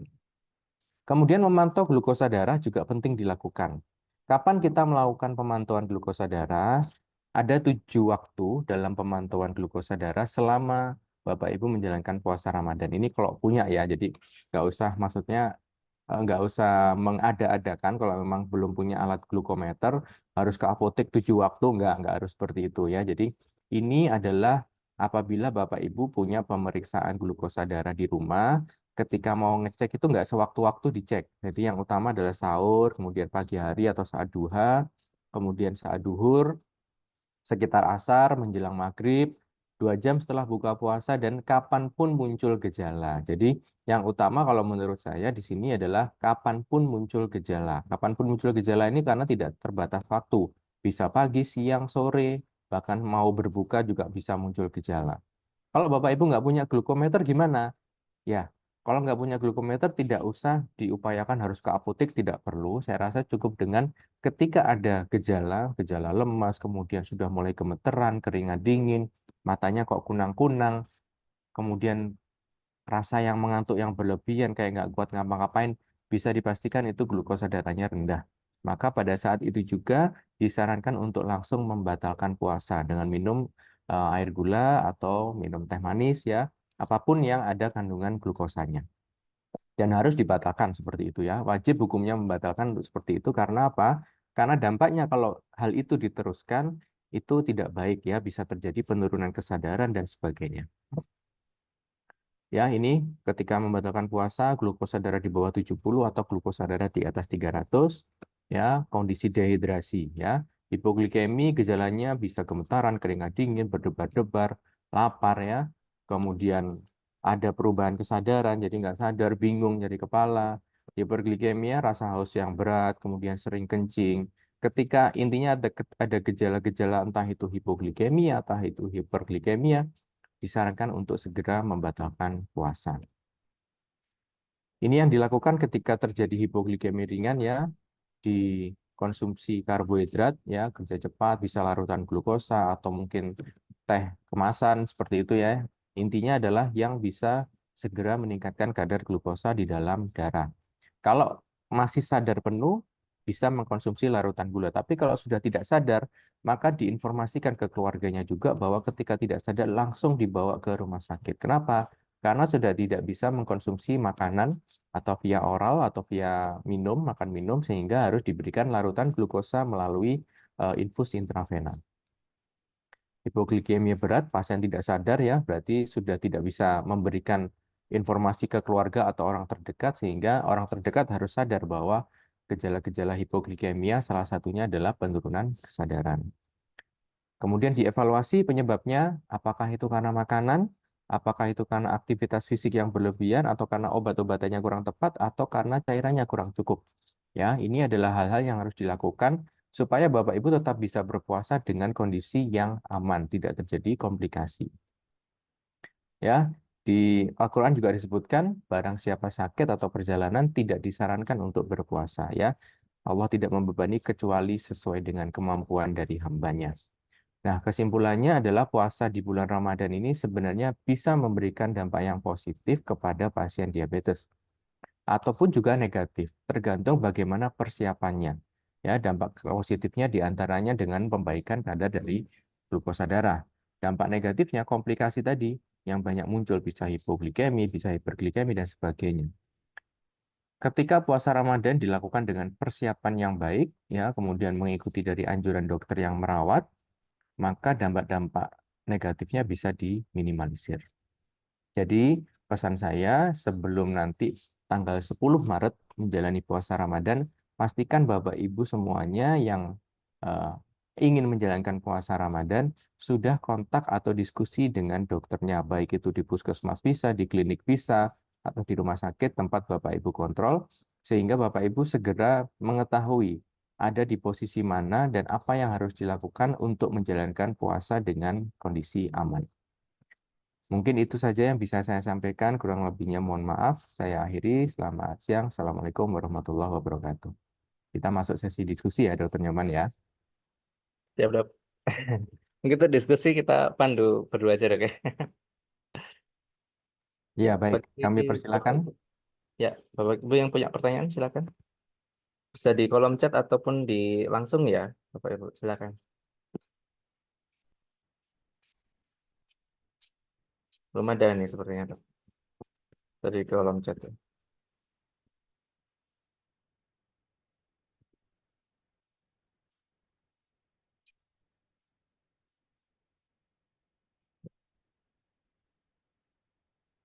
Mungkin kita mulai dengan diskusi ringan-ringan aja ya, Dok ya.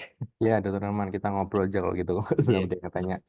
Jadi kalau misalnya apa namanya, pada pasien yang ingin berpuasa ini kan, pasien diabetes ini kan, misalnya kontrolnya mendekati bulan puasa, nah, itu untuk menghitung resiko kemudian sudah terlambat. Nah, itu kira-kira gimana ya, Dok? Karena ini kan sudah tanggal 10, sudah tinggal berapa minggu lagi ya. Berapa minggu lagi udah tanggal 10 udah mau puasaan. Nah, tetap harus dihitung kayaknya, Dok ya, untuk resikonya ya, saya kira ya.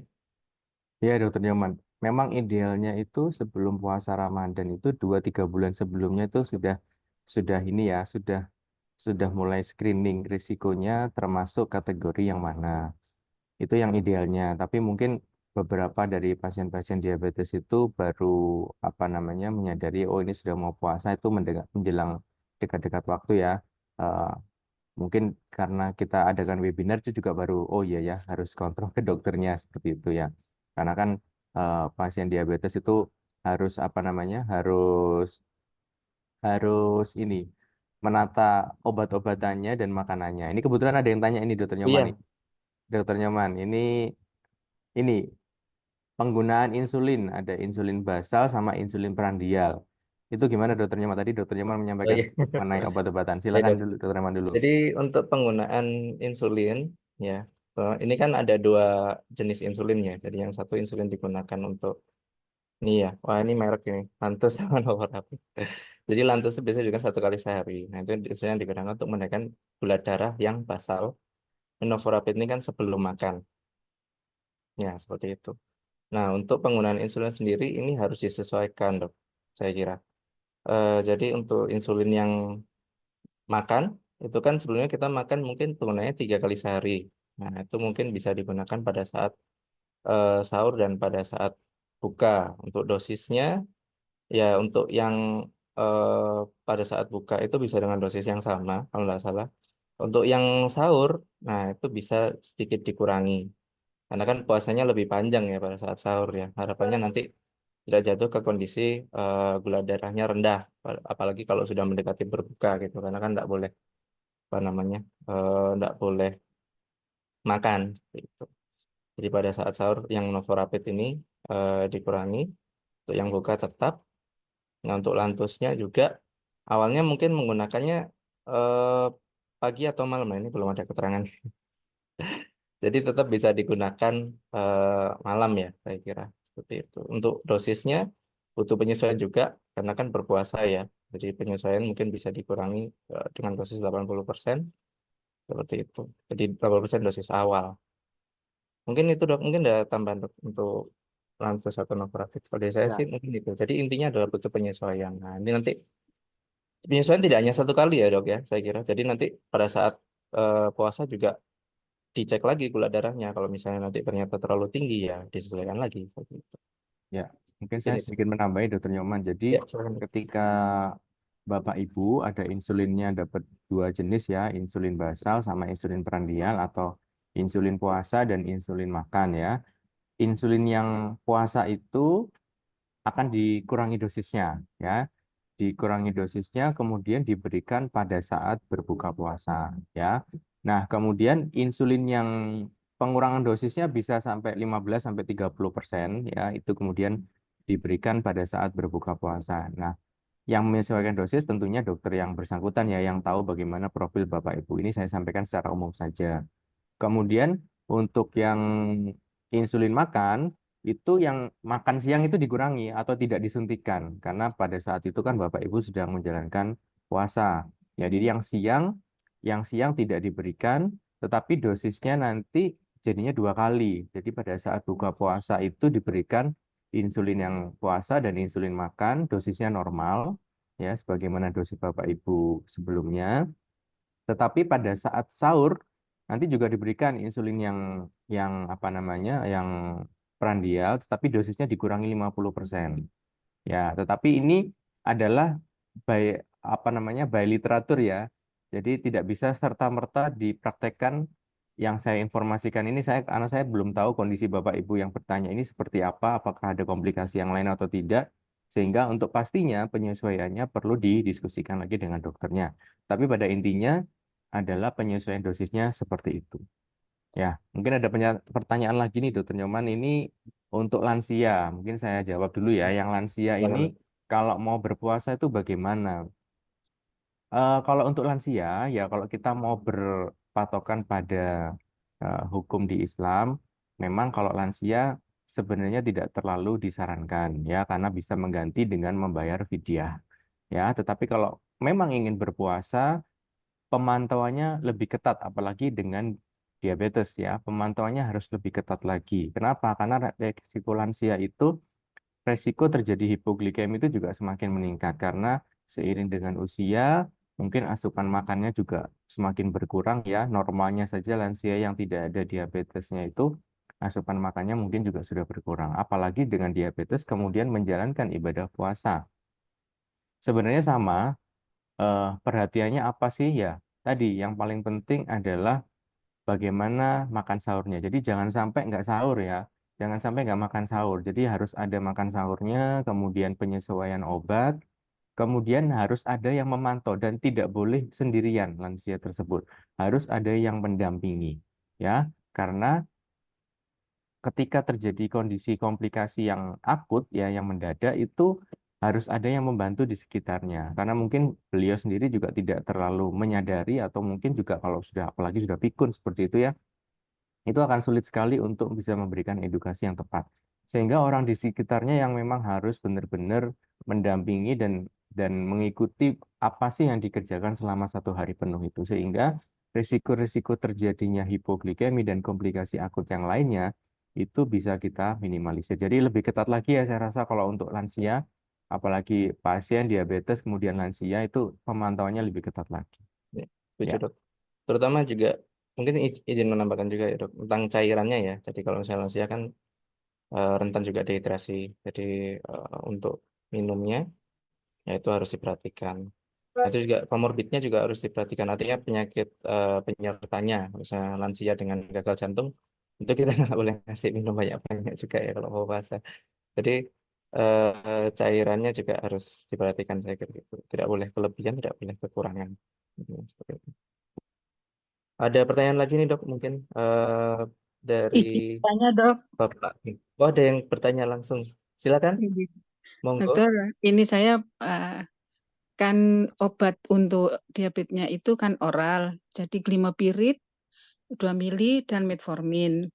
Saya mau bertanya, seumpama pada saat berbuka puasa, kita cek dulu itu gula darahnya di sekitaran 130-150. Apakah Glimepirid itu diminum dulu atau bagaimana, dokter? Dengan kadar gula sebegitu itu, antara 130 dan 150. Dengan Ibu Sinten ini? Ini, dokter. Bu Eni. Ya. Baik, Bu Eni dengan diabetes ya, kemudian rutin konsumsi Glimepirid. Iya, dokter. Ya, dengan dosis Dan berapa? metformin itu 2 Glimepirid mili. dengan vitamin. Dosisnya Iya. Yang Glimepirid 2 mili, terus yang miligram metformin 500. 3 kali ya. Iya, dokter. Tapi Ya. saya metformin lebih cenderung 1 kali karena pola makan saya 2 kali. Memang sebelum puasa setiap harinya itu lebih cenderung 2 kali saja makannya. Oh, Bu Eni biasanya 1 kali karena pola makannya sehari cuma 2 kali. Gitu Nggih, ya. Nah, nggih. mungkin saya beri masukan, tapi kalau saya bisa koreksi ya. Untuk Glimepiridnya dengan dosis 2 miligram, Glimepirid ini jenis obat sebenarnya yang cukup aman ya saya kira, Bu. Jadi dia generasi yang lanjut. Itu bisa dikonsumsi pada saat berbuka. Dikonsumsi pada saat berbuka ya dengan 2 miligram. Nah, untuk metforminnya kan tadi kalau diminum malam juga kan ini apa namanya berbenturan ya. Jadi untuk metforminnya bisa dikonsumsi saat sahur sih kalau dari saya. Jadi Halo, namaku ya, 1 Glimepirid dikonsumsi saat berbuka, metforminnya dikonsumsi saat sahur. Namun itu juga tidak serta-merta tanpa penyesuaian ya, artinya tetap butuh monitoring dan juga nanti penyesuaian dosis apabila terjadi keluhan. Mungkin seperti itu. Dokter Reza mungkin ada tambahan dok untuk. Iya, terima kasih Dokter Nyoman. Jadi untuk yang glimepiridnya tadi itu sebaiknya dikonsumsi saat berbuka puasa ya, Bu ya. Jadi supaya menghindari risiko hipoglikemia. Kemudian metforminnya tadi kalau Ibu konsumsinya 2 kali, ya bisa diberikan setelah makan pada saat berbuka dan pada saat sahur 1 kali. Tapi kalau memang Ibu biasanya sudah terkontrol 1 kali, ya saya sarankan pada saat berbuka saja Bu, dikonsumsi glimepirid dan metformin. Jadi 2 obat tersebut dikonsumsi ada yang sebelum, ada yang sesudah makan ya. Supaya intinya adalah ketika mungkin terjadi kondisi hipoglikemi, itu bisa dipantau. Malamnya kan masih menjalankan apa namanya sholat tarawih ya, sehingga kita bisa pantau kondisi hipoglikeminya apabila terjadi kondisi hipoglikemi ya. Jadi yang paling aman konsumsinya pada saat berbuka puasa. Tetapi kita juga lihat lagi bagaimana kendali atau profil gula darah ibu sebelumnya selama menjalani pengobatan dengan 2 macam obat itu pada saat mulai berpuasa gimana profilnya? Apakah sudah terkontrol atau belum? Kalau sudah terkontrol dan kecenderungannya rendah, maka nanti obat-obatannya bisa dikurangi lagi, Bu. Nggak selalu harus apa namanya dua macam obat itu dikonsumsi terus. Makanya nanti perlu dilaporkan lagi ya ke dokternya bagaimana pengaturannya dengan kadar profil gula darah ibu yang sudah ada ya. Jadi itu secara umum seperti itu, Bu. Nanti bisa di Ibu ingat-ingat, kemudian nanti bisa ditanyakan lagi kembali kepada dokter yang martabat. Ya, Bu ya. Ya, dokter. Ini saya pernah nyoba, dokter, yang untuk habis sahur itu metformin saya minum. Tapi ternyata di siang hari itu badan saya jadi lemes. Makanya saya kalau pas puasa hanya mengkonsumsi Glimepirid ini sebelum berbuka puasa, dokter. Ya, Ya, boleh. Bu. Nah, apa juga, Bu. Itu kan nanti penyesuaiannya tergantung dari kondisi pasien kan beda-beda. Saya kira kalau Nggih. kita aja, yang penting pada saat pemantauan gula darah itu tidak terjadi komplikasi gula tinggi maupun gula rendah. Terus Iya. nanti juga pada saat ke dokter mungkin bisa ditanya skala resikonya juga, Bu. Jadi saya ini resiko ringan, sedang atau berat supaya nanti bisa dapat apa namanya anjuran yang lebih ini lagi. Mungkin itu Saya deh. juga Awal. soalnya ada komplikasi, ada anunya juga dok, hipertensi. Ya, nanti kan ada tadi kan Dokter Reza dan saya juga sudah memberikan tabel stratifikasi resiko. Nah, itu nanti bisa ditentukan berdasarkan itu, Bu, saya kira. Ya.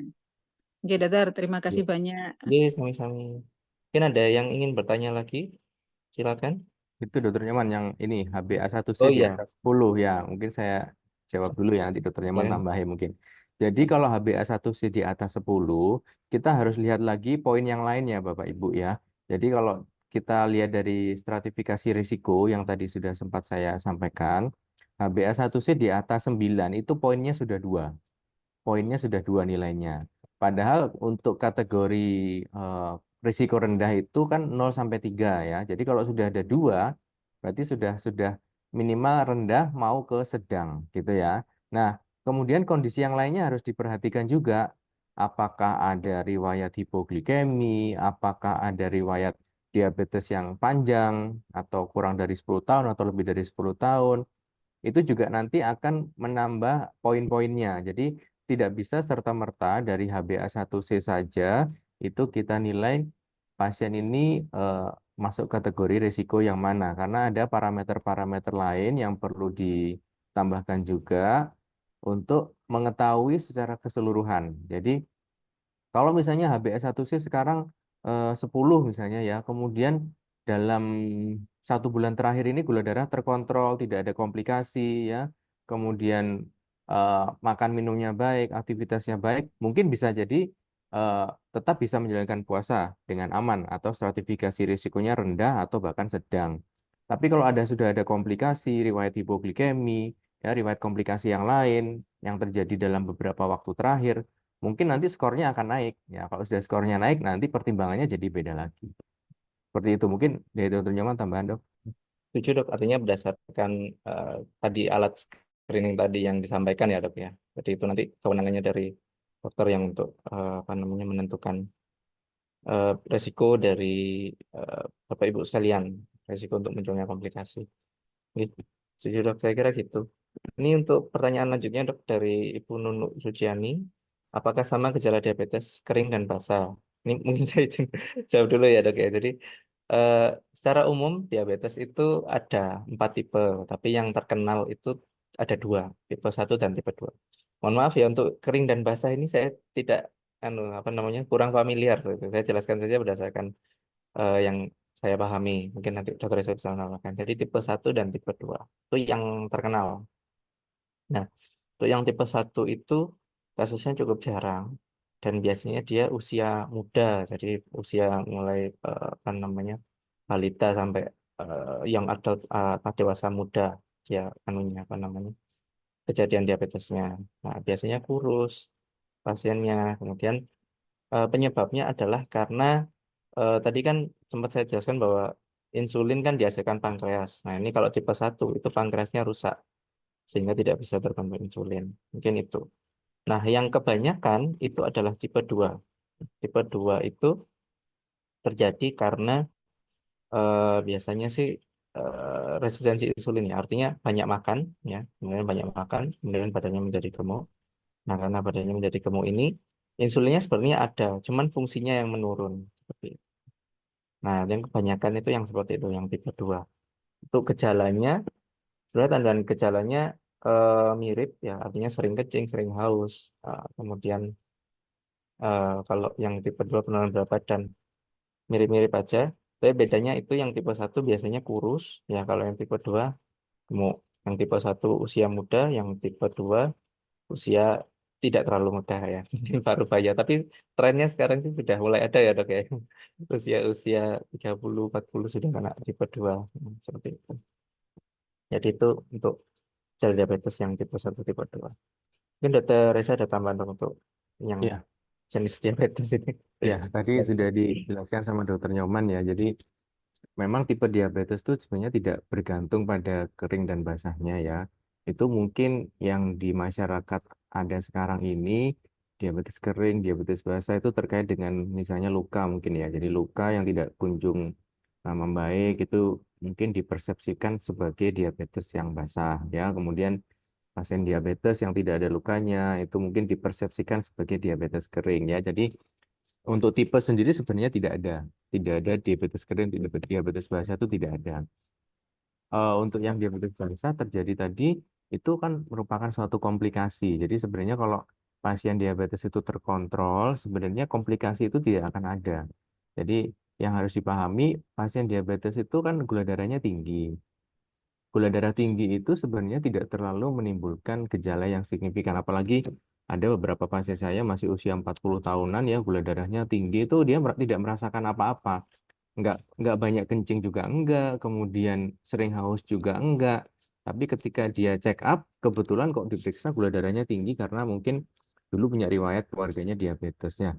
Sebenarnya gula darahnya tinggi itu tidak memberikan gejala, walaupun secara teori sebenarnya ada gejalanya, misalnya berat badannya turun, sering haus, sering lapar. Tapi ada beberapa pasien yang tidak mengalami gejala serupa. Nah, ketika sudah muncul komplikasi, baru biasanya muncul gejala. Biasanya sudah ada kesemutan, mati rasa, kemudian ada luka yang tidak sembuh. Nah, itu mungkin yang dipersepsikan sebagai diabetes yang basah. Jadi kalau secara literatur kita dari buku ya, itu tidak ada diabetes kering dan diabetes basah. Mungkin seperti itu.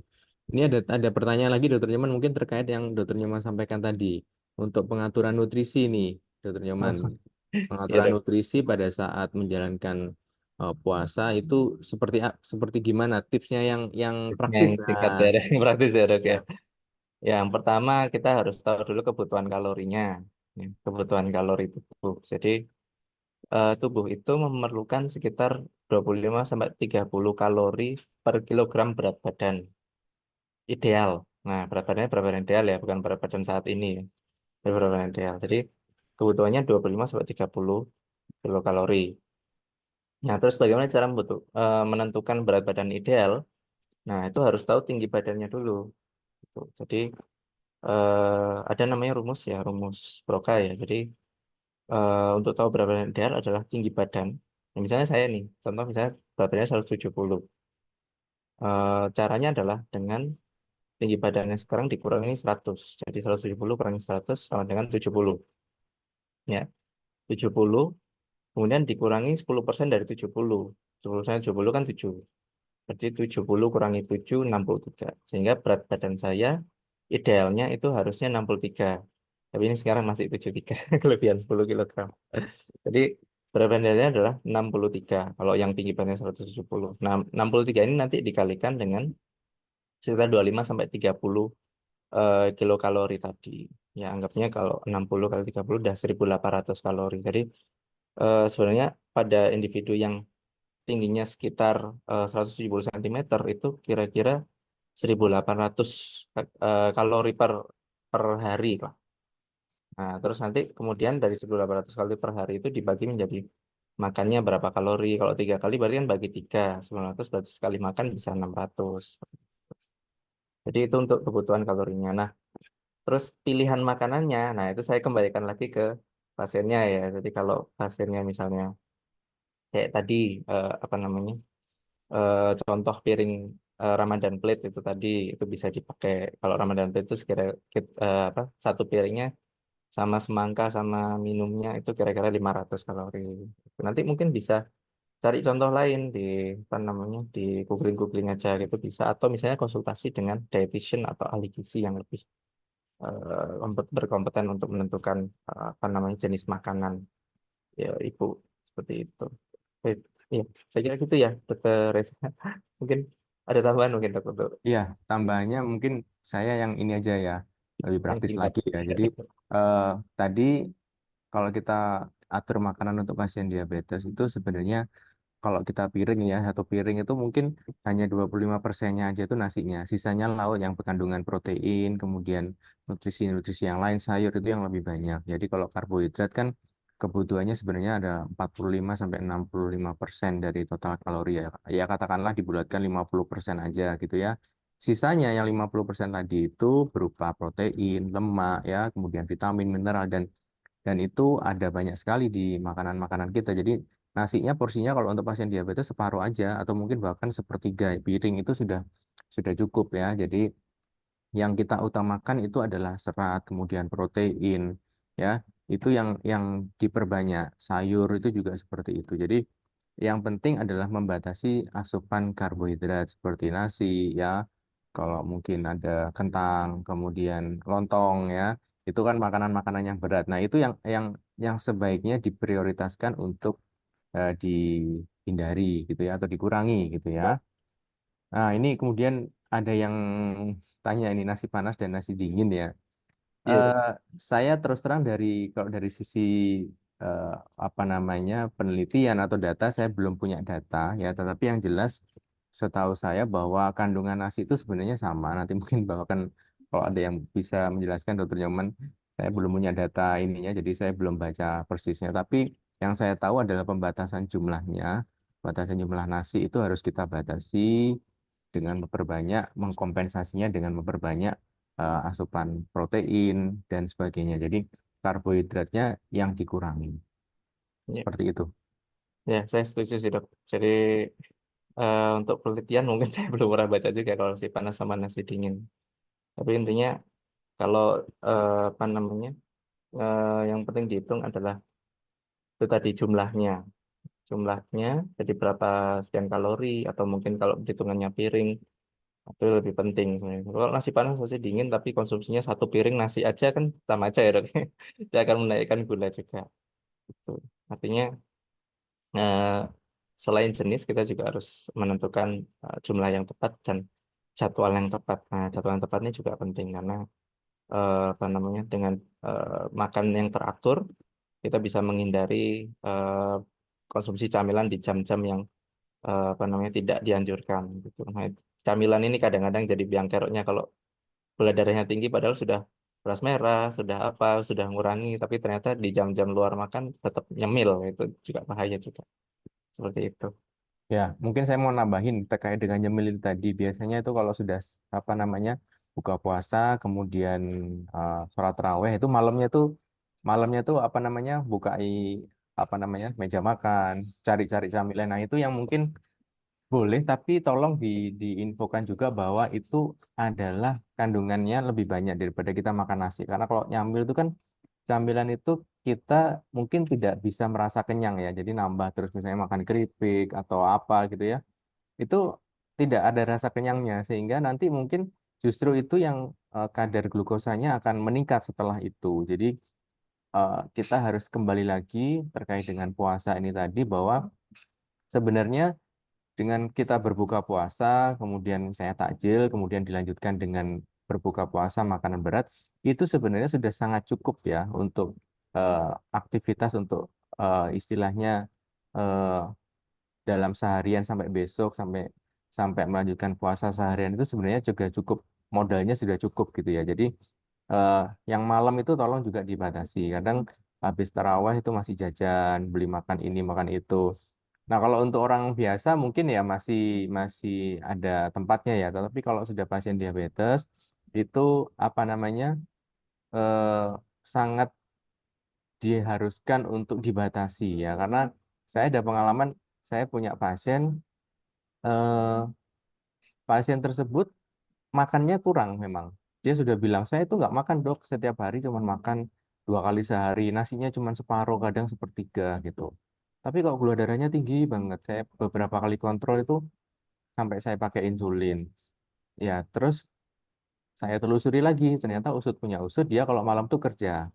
Jadi dia kerja di depan laptop ya, kemudian kalau malam itu justru makanannya sangat banyak sekali karena dia beli apa namanya pesan online ini, pesan online itu, dia sampai tengah malam itu begadang. Makannya memang sedikit sehari-hari, tetapi justru camilannya yang banyak ya, misalnya beli kebab, beli roti bakar, gitu-gitu ya. Jadi yang seperti itu kadang tidak terlalu dirasakan atau dianggap sebagai yang membuat glukosa darah naik. Padahal itu justru kandungan glukosanya, kalorinya tinggi banget kalau malam-malam seperti itu, gitu. Ya, Jadi kadang yang tidak kita sadari yang seperti itu karena sambil nonton TV, sambil di depan laptop kerja, itu nggak ada kenyangnya. Kalau makan kan mungkin kita makan sudah nasi satu porsi misalnya, satu porsi nasi soto misalnya, nasinya dikurangin, habis itu minum, udah kenyang rasanya. Jadi nggak pengen makan lagi. Tapi kalau yang kecil-kecil itu mungkin dalam 1 jam tuh nggak akan habis, tapi terus. Nah, itu justru yang indeks glikemiknya kadang-kadang memang bisa membuat kendali glikemiknya semakin semakin sulit dikendalikan karena tidak ada ininya, tidak ada yang memperingatkan ya, karena ya sudah nggak ada kenyangnya terus saja sambil giling terus, akhirnya ketika periksa profil gula darahnya tinggi. Nah, kadang itu yang mungkin menjadi perhatian kita ya Bapak Ibu, apalagi nanti pas puasa Ramadan tuh biasanya ya habis terawih itu, menurut saya banyak banyak banyak justru jajanan-jajanan di pinggir jalan tuh banyak yang buka habis terawih. Betul, Dok. Apalagi kalau kata orang-orang ya, kalau nggak makan nasi kan gitu, Dok. Jadi kalau yang seperti apa namanya bakso itu dikira bukan makan gitu. Padahal itu memang satu porsi makanan. Saya kira gitu. Mungkin itu pertanyaan terakhir tadi ya, Dok ya. Iya, terakhir Jadi, ditanya ada Mas Bobi. pertanyaan lagi. eh saya kira gitu, Dok. Mungkin untuk pesan terakhir Eh penutup. ya, baik. Sekali Silakan, Dok. lagi saya sampaikan terima kasih kepada Udah Idi. ditutup ya? Mau tanya. Oh, silakan, Oh silakan, iya, silakan, silakan, silakan, silakan. silakan. Ya, Assalamualaikum dokter. Begini, Waalaikumsalam. Bu Sinten nih, Bu. Namanya Ibu Ilul. Ibu Inul. Ya, Ya, silakan Ibu ini. Monggo. jadi begini. Yang terkena itu suami saya, cuma mungkin baru 1 tahun ini. Kemudian, menurut anjuran dokter dari setelah hampir 1 minggu sekali kami cek, itu di kadar kalau gula darah tidak puasa, kalau kadar gula puasanya 90 sampai 110. Ketika tidak puasa sampai sekitar 120 sampai 160. Kemudian atas saran dokter itu metforminnya tidak diminum, diusahakan dengan dietnya saja. Pertanyaan saya, apa memang penderita diabetes itu wajib meminum obat atau bisa dikendalikan sendiri dari pola makan? Itu dokter. Mungkin saya dulu ya mungkin, Dok ya. Silakan Dokter Ya, Jamal. baik. Yang pertama, ya kalau minum obat sih saya kira sebenarnya tujuannya yang wajib.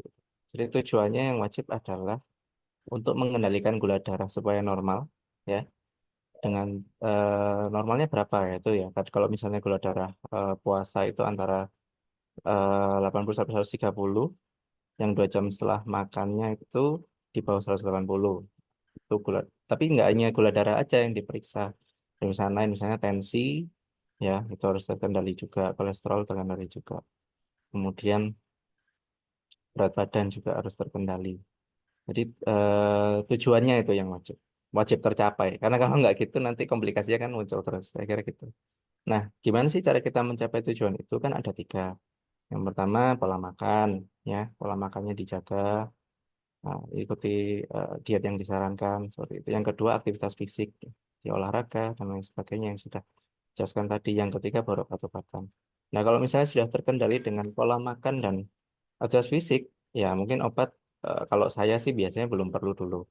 Gitu. Tapi pastikan tercapai ya, Bu. Ya, maksudnya kan kadang kalau pemantauannya itu hanya gula darah puasa dan 2 jam setelah makan, kita tidak tahu profil gula yang siang, yang sore, yang malam itu gimana kan kita belum tahu. Sehingga bagusnya sih memang diperiksa yang namanya HbA1c, yaitu untuk mengetahui rata-rata gula darah yang untuk 3 bulan itu. Jadi beberapa kasus yang saya temukan itu gula darah puasa 2 jamnya itu normal, tapi HbA1c-nya masih tinggi.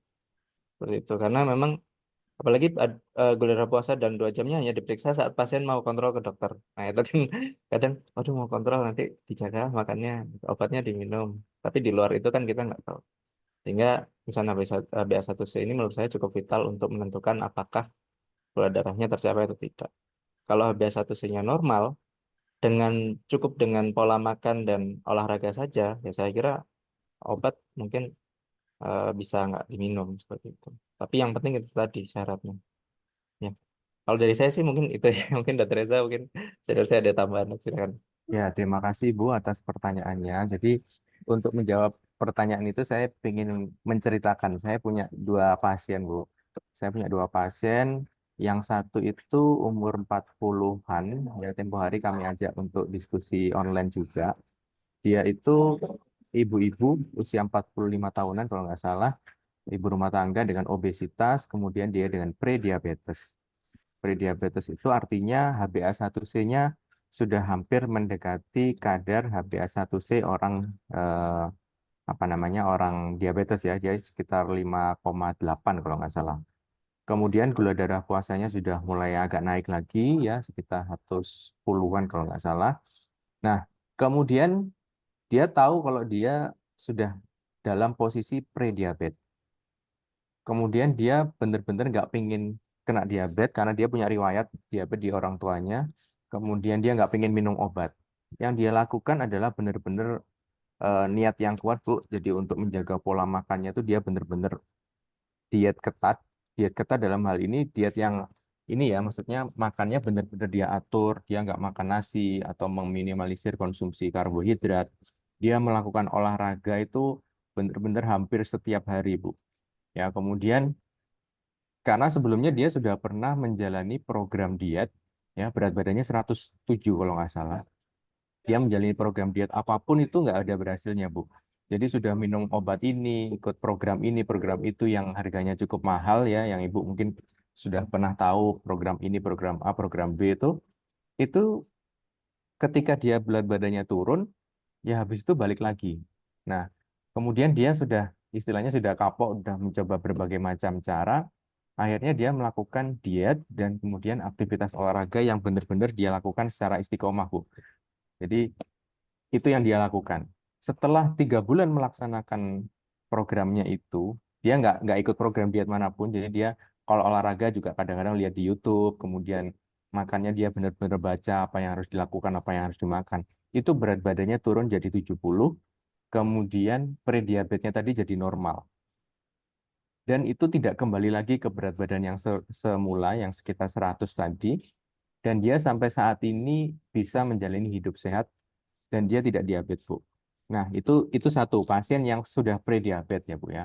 Kemudian yang kedua, saya punya pasien, dia pasca operasi dikonsulkan ke saya, jadi dia ada patah tulang kaki, jatuh dari motor, kemudian dioperasi, memang punya riwayat diabetes, dia konsumsi glimepirid, pada saat dia operasi, gula darahnya tinggi sehingga saya berikan insulin.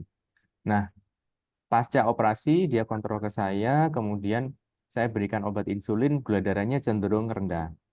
Kemudian saya teruskan obatnya glimepirid, dalam 2-3 bulan itu gula darahnya terkendali. Akhirnya dosis glimepiridnya saya turunkan, dan dia benar-benar ketat, Bu. Apa namanya, untuk menjaga pola makannya itu ketat. Kebetulan ibu-ibu juga, dia seorang guru. Dia nggak mau, karena suaminya baru meninggal, jadi dia nggak mau anak-anaknya itu, apa namanya, orang tuanya sakit lagi, istilahnya seperti itu. Jadi kemauannya kuat, sehingga beberapa kali itu saking saking ketatnya dia diet itu, beberapa kali sampai ngedrop gulanya. Akhirnya glimepiridnya saya stop. Setelah saya stop, ternyata gula darahnya terkendali dalam jangka waktu yang lama. Jadi 2-3 bulan tuh dia nggak minum obat, Bu. Cuma kontrol ke saya tuh lapor hasil gula darah puasa sama setelah makan. Nah, terus apa namanya? Dia menjalani pola hidup yang sudah dilakukan itu dan hasilnya sejauh ini sampai saat ini saya nggak memberikan obat lagi. Saya nggak bisa menjawab bahwa teori diabetes itu bisa sembuh, itu bisa terjadi pada dua pasien ini, tapi sangat bisa dikendalikan asalkan ada kemauan dan ada upaya yang jelas yang dilakukan untuk meningkatkan tadi sensitivitas dari insulin. Jadi insulin yang masih ada itu benar-benar diupayakan agar eh, bisa efisien dan akurat dalam mengendalikan gula darah. Jadi dua kasus saya ini tadi mungkin bisa menjawab apa yang Ibu tanyakan tadi. Itu sudah ada contohnya, saya masih ingat nama pasiennya, tapi nggak perlu saya sampaikan dan ada. Dan sampai saat ini kedua pasien itu tidak mengkonsumsi obat-obatan diabetes, hanya saya sarankan kontrol rutin tiap 2-3 bulan sekali. Seperti itu, Bu. Artinya bisa ya, Dok ya kan. Tapi itu tadi memang harus terkendali gitu ya, Dok ya. Terima Ini kasih mungkin dokter ya, informasinya. ya. Assalamualaikum. Waalaikumsalam. Semoga bermanfaat ya, Bu. Ini ada pertanyaan terakhir, Dr. Reza, mungkin Oh iya, Pak Agung. saya kebetulan juga kemarin ini Bu, meriksa saya diberi amanah untuk memeriksa jamaah haji ya. Jadi Ya. memang syaratnya di situ di atas 8 tuh nggak boleh berangkat atau tidak istitoah ya katanya ya tidak memenuhi syarat. Tapi saya tidak tahu nanti ini mungkin dari level kebijakan dari Kementerian Agama dan Panitia Haji ya. Tapi kalau saya lihatnya di sini kan nggak mungkin ya. Kontrol ke saya waktu itu saya ingat ada seratusan pasien, kemudian 5 pasien tuh kontrol ke saya itu sudah HbA1c-nya 11. Dan minggu depan dia sudah harus bayar pelunasan. Itu saya rasa hal yang sangat mustahil sekali kalau saya harus menurunkan HbA1c, karena HbA1c itu kan normalnya kita periksa 3 bulanan ya. Jadi kalau sekarang diperiksa ya 3 bulan lagi baru kita bisa evaluasi hasilnya gitu ya. Jadi sehingga pada saat itu saya tuliskan karena memang secara fisik ya dan pemeriksaan yang lain itu hasilnya baik, walaupun HbA1c nilainya pada saat itu 11, saya memberikan ACC secara medis bahwa memang layak untuk bisa berangkat gitu ya. Tapi kalau memang menurunkan HbA1c dalam jangka waktu yang pendek, itu sangat tidak mungkin saya rasa. Karena untuk pemeriksaan HbA1c saja itu waktu periodenya itu hanya 3 bulanan. Karena dengan apa namanya mempertimbangkan umur dari sel darah merah ya yang 3 sampai 4 bulan itu. Jadi sangat tidak mungkin kalau kita menurunkan HbA1c dalam jangka waktu minggu, bahkan 1 sampai 2 bulan saja itu sangat tidak mungkin. Seperti itu ya, Bapak Ibu. Ya. Mungkin Dokter Reza yang lebih enak untuk menjawab ini. Karena saya juga belum pernah Dok untuk masalah haji. Ya, saya kira ini Pak Agung raise hand ya. Mungkin Iya, buatan silakan. ya. Izin menyampaikan, Dokter. Saya kemarin pas waktu saya di Vaskes 1 di Puskesmas gitu, Dokter. Pas waktu pemeriksaan itu memang itu ternyata menjadi kebijakan dari Kemenkes itu aturan yang terbaru. Salah satunya HbA1c-nya itu harus di bawah 8, padahal pasiennya banyak yang lansia dan rata-rata di atas 10 banyak sekali. Dan cuma dikasih waktu sekitar 1 sampai 2 bulan apa ya bisa mungkin. Gitu Dok. Ya. Jadi Ya, baik Pak Agung. tapi kemarin akhirnya saya ya bingung, akhirnya saya rujuk ke vaskes lanjutan di RSU, kemudian ya sebenarnya ya istilahnya ya diguyu aja sama SPPD-nya. Ya sebenarnya ada kaitannya, tapi itu ternyata sudah sistem di Sisko Hadkes itu kalau tatkala nanti dimasukkan enter input datanya HbA1-nya 10 atau 11 itu langsung hasilnya belum istitoahnya muncul langsung, tidak bisa pelunasan ngaten. Begitu Dok. Oh, jadi Pak Agung ini nakes ya, dokter ya? Dokter Agung berarti. Iya. Oke, Dok. Iya, Dok. Punten, Dok. Ya, Dok, sama Dok. Saya juga itu mengalami, saya kebetulan di rumah sakit yang dirujuk, kemudian HbA1c-nya rata-rata itu 11 semua, Dok, dengan pasien lansia. Itu kan sangat tidak mungkin sekali dalam jangka waktu 1-2 bulan kita turunkan. Wong pemeriksaannya saja intervalnya itu 3 bulanan gitu ya. Jadi kalau kita menurunkan dalam jangka waktu yang pendek, saya rasa tidak mungkin. Jadi kemarin saya mengupayakan saya memeriksa fisiknya, dan kan di sudutnya pemeriksaan fisik ya Dok ya. Walaupun di salah satu syaratnya di situ adalah syaratnya HbA1c. Jadi saya mengembalikan lagi supaya yang jadi saya tidak dalam posisi untuk mengiyakan atau tidak mengizinkan, tapi saya hanya menuliskan ini layak secara fisik, secara medis untuk berangkat.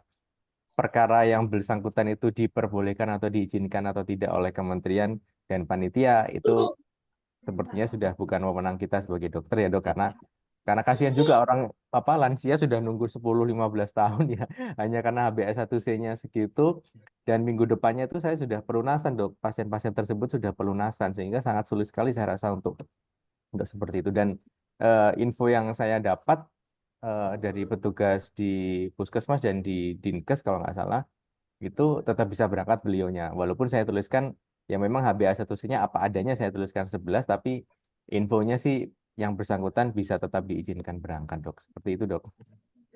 Ya. Terima kasih Dok atas informasinya. Ya, terima kasih Dokter Agung atas pertanyaannya. Terima kasih Dokter Reza atas pencerahannya Dok untuk masalah haji ini ya Dok ya. Sepertinya polemik ini dokter Atur. Mungkin nanti suatu saat IDI bisa membuat ini ya pertemuan terkait Ya, ini apa namanya haji ini, syarat-syarat haji ini yang harus kita diskusikan bersama mungkin. Dok. Mudah-mudahan ada terkait aturan baru ini memang mungkin ada revisi ya dok ya terkait dengan asupan dari IDI maupun organisasi profesi perkeni. Baik, saya kira itu yang bisa disampaikan. Mudah-mudahan apa yang kami sampaikan hari ini bermanfaat semua untuk Bapak Ibu. Sekali lagi saya ucapkan terima kasih kepada IDI Cabang Malang dan Perkeni Cabang Malang yang sudah menunjuk kami sebagai pembicara pada siang hari, pagi menuju siang hari ini. Mungkin Dr. Reza ada tambahan terakhir mungkin? Tambahannya terima kasih untuk IDI sekali lagi dan semoga pasien-pasien atau diabetes yang menjalankan puasa Ramadan bisa menjalankan puasa dengan aman dan mendapatkan manfaat dari puasanya. Itu aja. Terima kasih. Assalamualaikum warahmatullahi wabarakatuh. Salam, terima kasih dokter. Terima kasih kepada Bapak Ibu semua. Kami kembalikan ke MC Dr. Atika. Silakan Dr. Atika.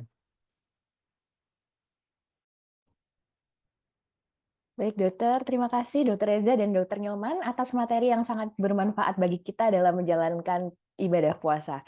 Baiklah hadirin sekalian, demikianlah rangkaian seminar IDI Malang Raya Update yang bertemakan diabetes Ramadan. Kami harapkan materi dan diskusi hari ini dapat memberikan manfaat kepada penderita diabetes yang menjalankan ibadah puasa Ramadan.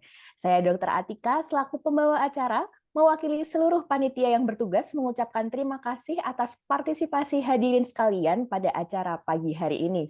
Wassalamualaikum warahmatullahi wabarakatuh. Selamat pagi dan salam sejahtera.